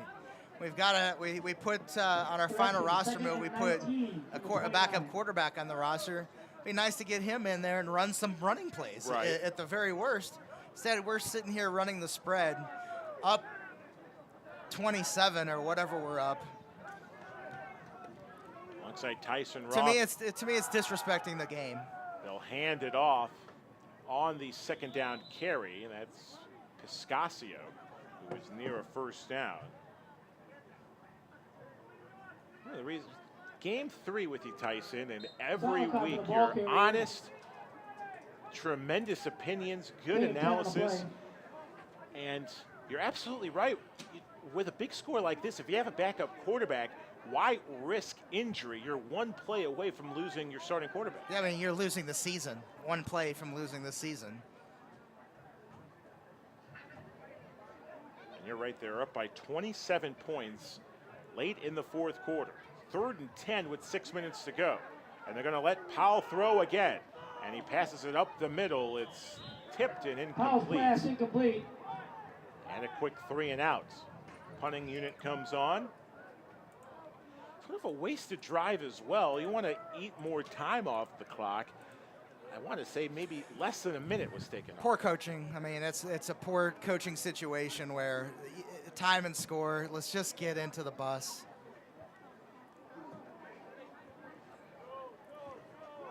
You see the punting unit come Connor on. Williams, the intended receiver on that play. 4th and 10, Patriots. 4th and 10. Here's Rafael Alvarado. He'll kick the ball once again for the Pats. A tremendous punt in the 3rd quarter of play from Alvarado that pinned the Raiders back to their 2-yard line. See if we can have some more magic here. What a hit! Loose ball! And I believe the Raiders recover. What a job on the special teams unit. Perry recovers. What a great kick by Rafi, though. Deep kick. And nice pressure on the reception there. But allowed him to make a free catch at it. So that's definitely a legal play. It's good recognition. And Antoine Jones Teasy just out from his outstretched hand there, unable to pull that ball in. So the Raiders back on offense. And in this second half, they haven't had much success. A Lorenzo Hood interception, 2 turnover on downs. They had a 3 and out. Another turnover. Thus, that allowed the Patriots to build up a 27-point lead. Brown to throw, checks it down to Tyden Smith. Smith past the 30. Smith. Officially brought down at the 32-yard line. Nice job of keeping him in bounds there. I know it's only a few seconds, but excellent job to force him back to the middle. More help over there.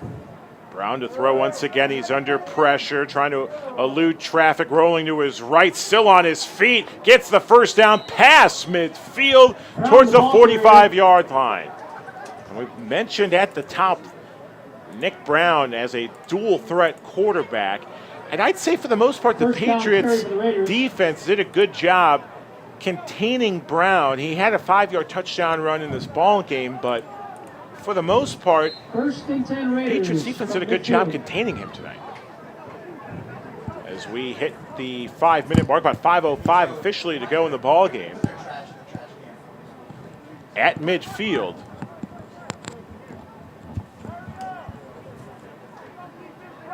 Four receivers, they're split to each side for Brown. And he is under pressure. Brown now lasers a pass. It's complete for another first down. To number 84, Jared Requette. Jared Requette on the reception. Here's another look. Again, the pressure's coming from the Patriots front 7.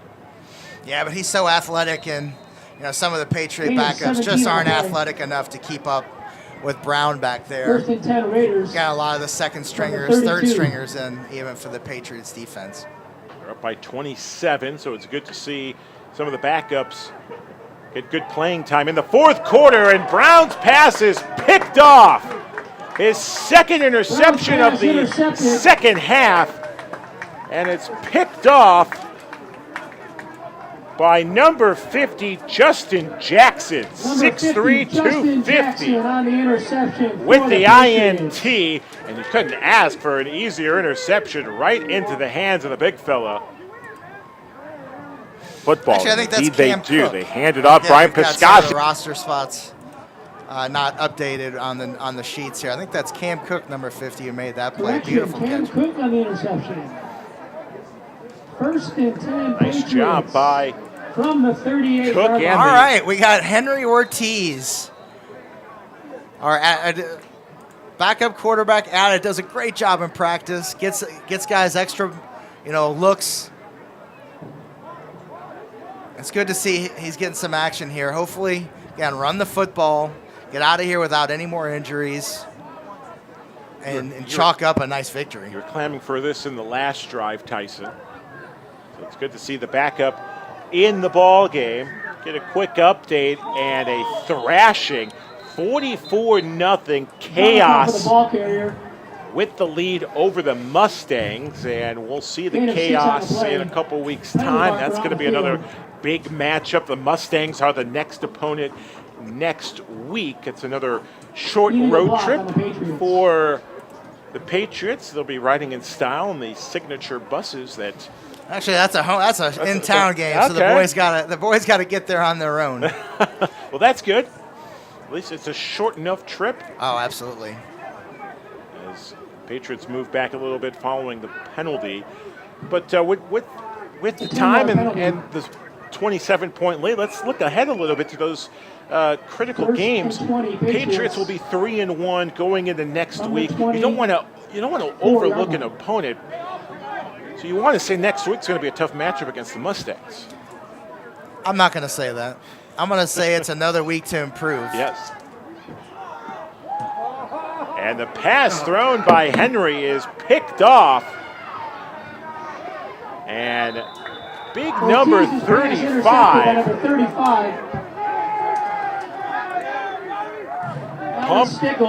Pumped up after that interception.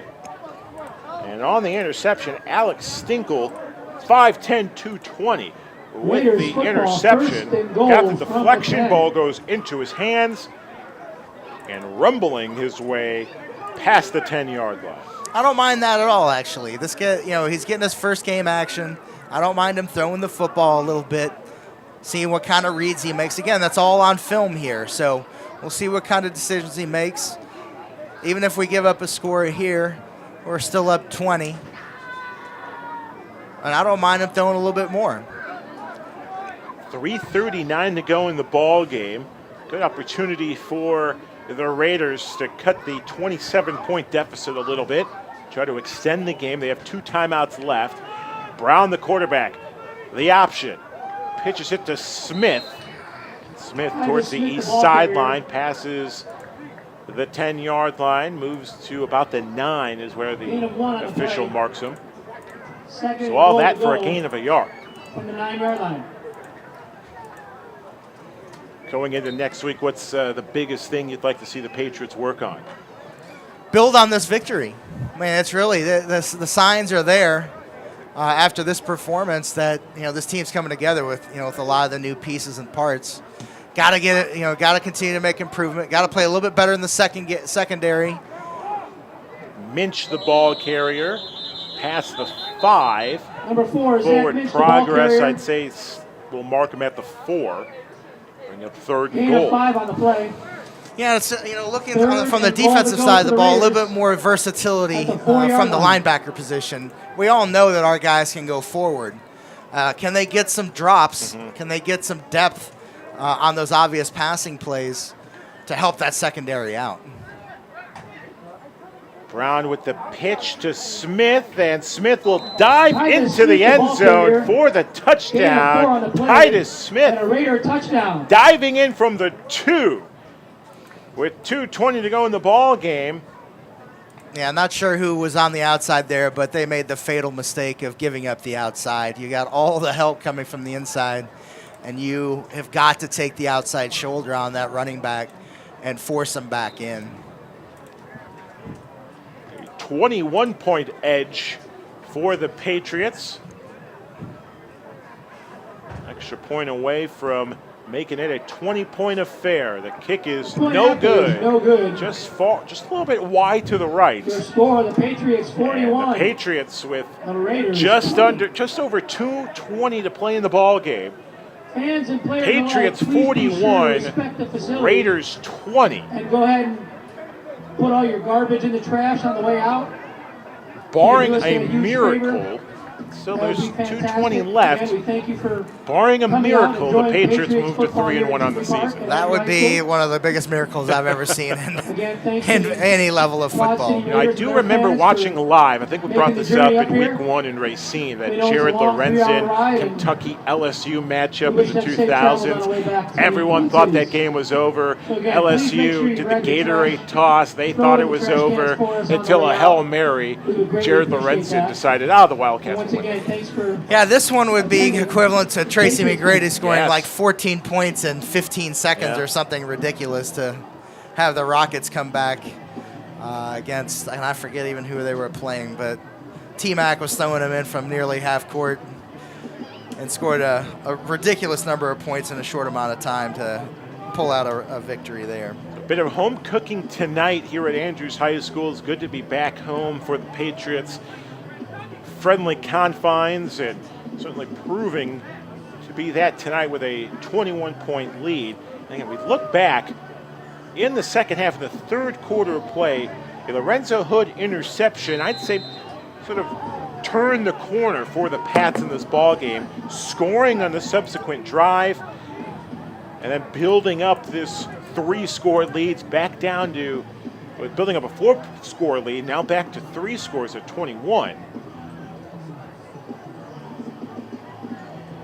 That third quarter proved to be critical for the Patriots. Onside kick, and the Pats have it, and they will attempt to return it. Just dive down with the football. Instead, they'll recovered by the Patriots. recover and return it to the 41-yard line. 41, Jordan Jones. 41, Jordan Jones takes it to the 41. 2:16 to go in the ball game. And From the 47-yard line. just want to ground and pound and eat the clock in these situations. 2 timeouts for the Raiders, so if they want to, they realistically can stop the clock. Force maybe some I think the throws. Patriots might run their offense here. And again, we got to get some film on Henry. Just add him to the roster here for the final roster ads. So getting some film, seeing what his decision making like. Should Tony go down, we got to know what we got. And it's good to have game reps having this on film as they hand it off to Bryant Piscasio on the first play from scrimmage. Bryant gets past midfield, brought down at about the 48-yard line. But it's good to get Zolotov on the carry. Zolkov, he's the ball carrier, gets past midfield.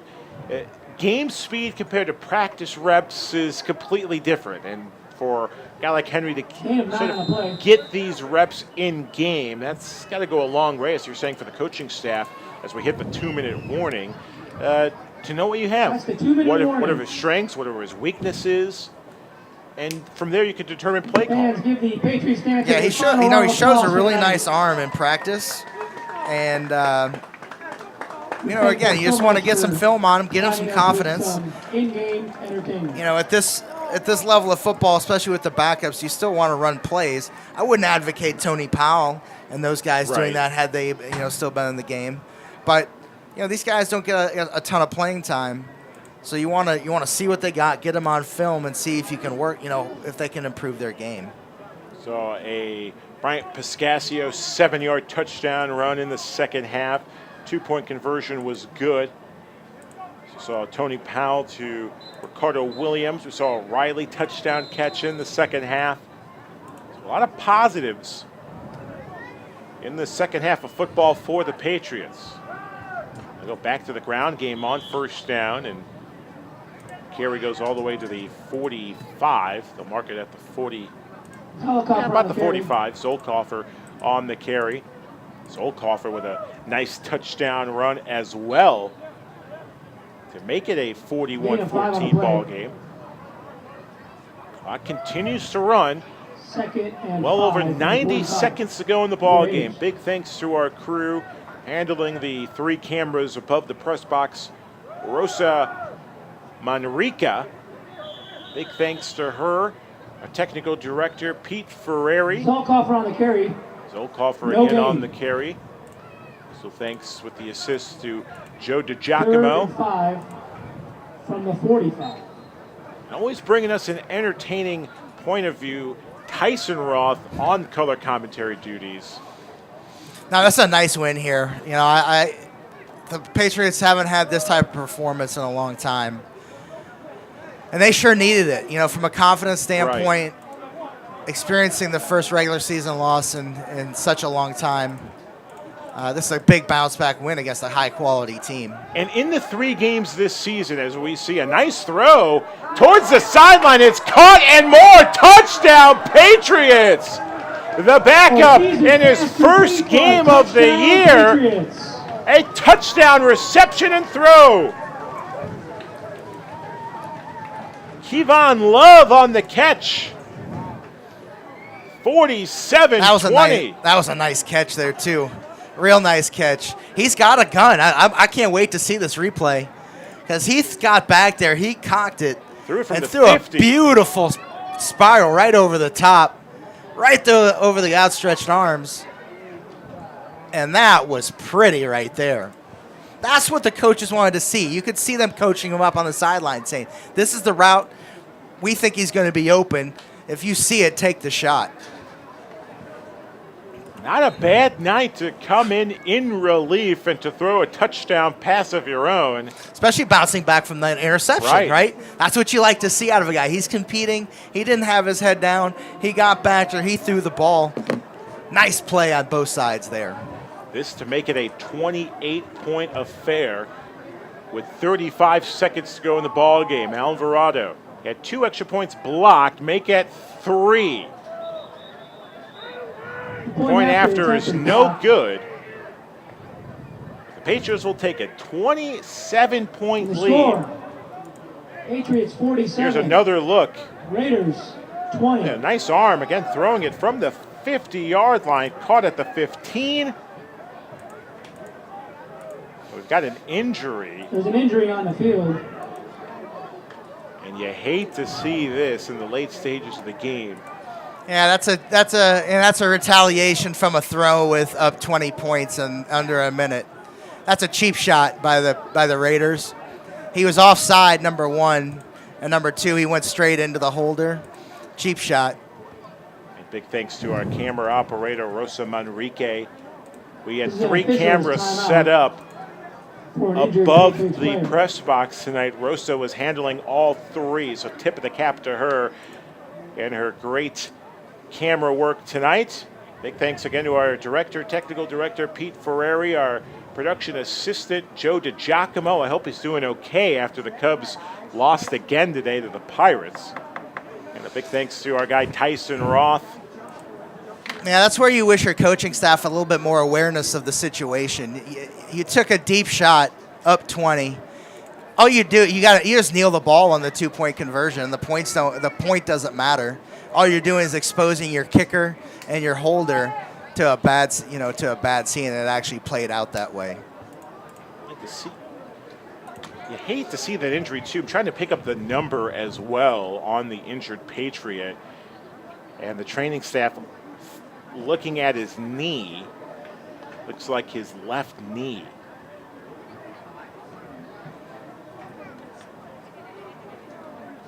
If I were the officials here, I'd call the rest of the game. If they understand what's actually potentially could happen in this situation. Let's see. Ladies and gentlemen, give this Patriots player a round of applause. It's number 11. I think that's Ronaldo. One of our starting wide receivers, Williams. Ricardo Williams. Yeah, that's Ricardo Williams. Number 11 being airlifted, so to speak, towards the sideline. And boy, he's not putting any pressure on that left knee. Limps off. And this is where, if you're Coach Jim, you got guys wolfing across the field here. You got to get these guys off. And the officials actually should call this game. There's something bad could potentially happen right now. We're looking at the replay here of the point after to find out where the injury took place to Ricardo Williams. Well, he extends his leg. See how he extends his leg to get the hold? And he's the holder. Right, so he's going to jump offside, so the outside guy, he can't get there. Oh, my gosh. He just rails right into his exposed leg. Oh. You could feel that pain from here, and a good analysis by Tyson Roth. Williams was the holder, overextend his legs, and just took that's a bad hit. Bad. So you got to hope one of these coaches down here is saying, "Do not retaliate," because it could be quickly. Would you go for like a squib kick or something just to avoid any contact? Because I agree with you. I mean, it's a 27-point lead. It's a team that's come on the road. They're losing their undefeated record. And there's a squib kick. And oh boy. Watch out. Oh, almost saw a big hit from 48, a late hit on the Raiders. Yeah, you're right, Tyson. Something bad could brew here. And we nearly saw it on the onside kick. Oh, they were headhunting out there. Oh, there were two guys that were trying to track down either Rafi or somebody there. Yeah. I wonder if we've got a replay. 48, Brandon Davis, the linebacker, headhunting. There's the replay of Ricardo Williams getting hurt a moment ago on the point after. But specifically look out for 48, Brandon Davis. He was looking for someone to hit. 30 seconds to go in the ball game. Here's the injury once again to Williams. Williams is the holder and just took a bad hit to that left knee. You can see him wincing in pain immediately after the contact was made. He was helped off the field, and then on that squib kick, 48 Brandon Davis he had his head low, unfortunately, trying to use it maybe as a weapon, but he was looking to hit someone. It was obvious passing plays. Luckily he missed to help that secondary out. And with 30 seconds to go, we'll see the Raiders attempt a couple of plays to close out the ball game.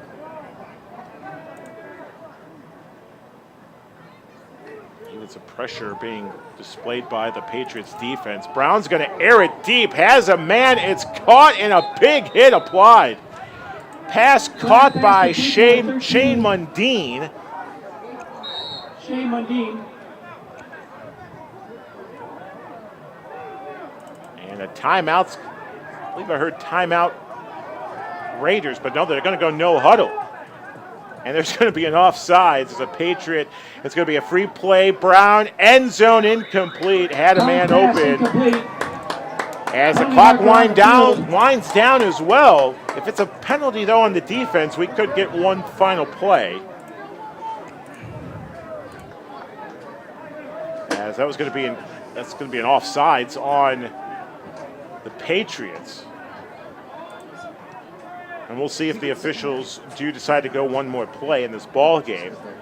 But right now, the Patriots, no matter what, will pick up the victory by 27 points. A big home victory for the Lincoln Way Patriots.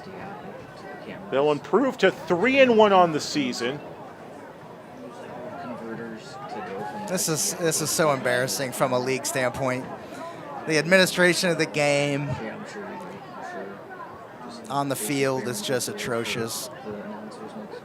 At the head official talking over to the Raiders sideline. It's all in here in graphics, so you can just. Nothing official yet, and we're going to get one final play. It looks like it's going to be offsides on the Patriots.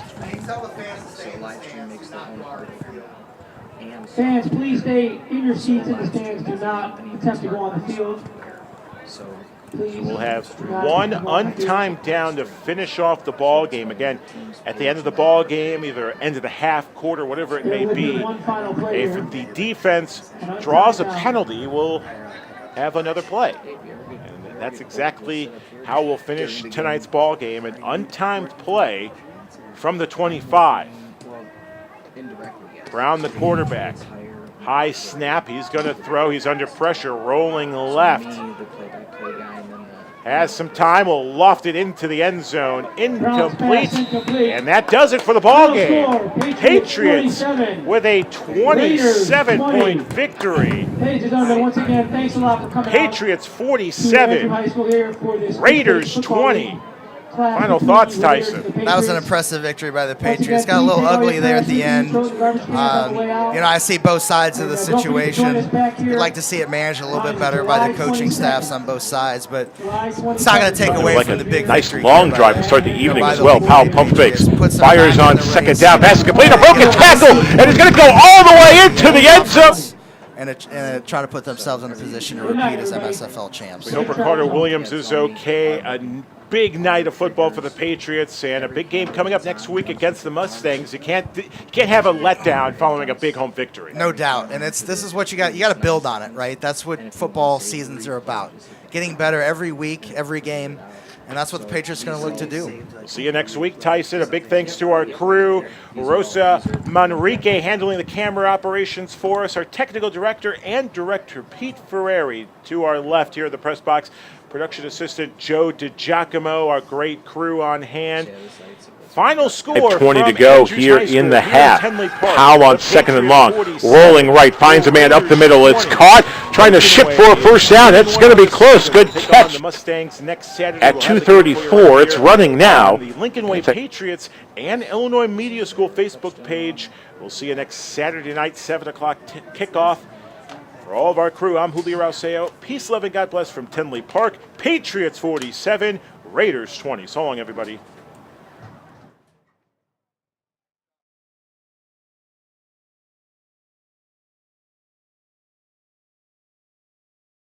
Intercepted. Fourth down. A big fourth down coming up. 4th and 5. Brown throws up the middle and it's intercepted. Picked off by Lorenzo Hood.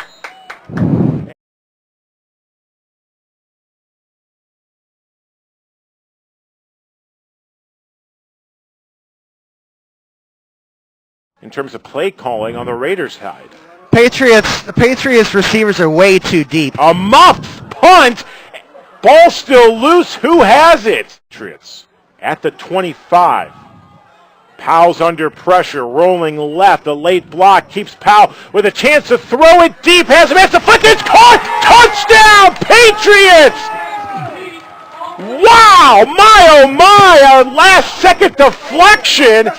What a catch. Football, and indeed they do. They hand it off Brian Piscasio, and Brian Piscasio goes up the middle, untouched, into the end zone, touchdown. Those obvious passing plays to help that secondary out. Brown with the pitch to Smith, and Smith will dive into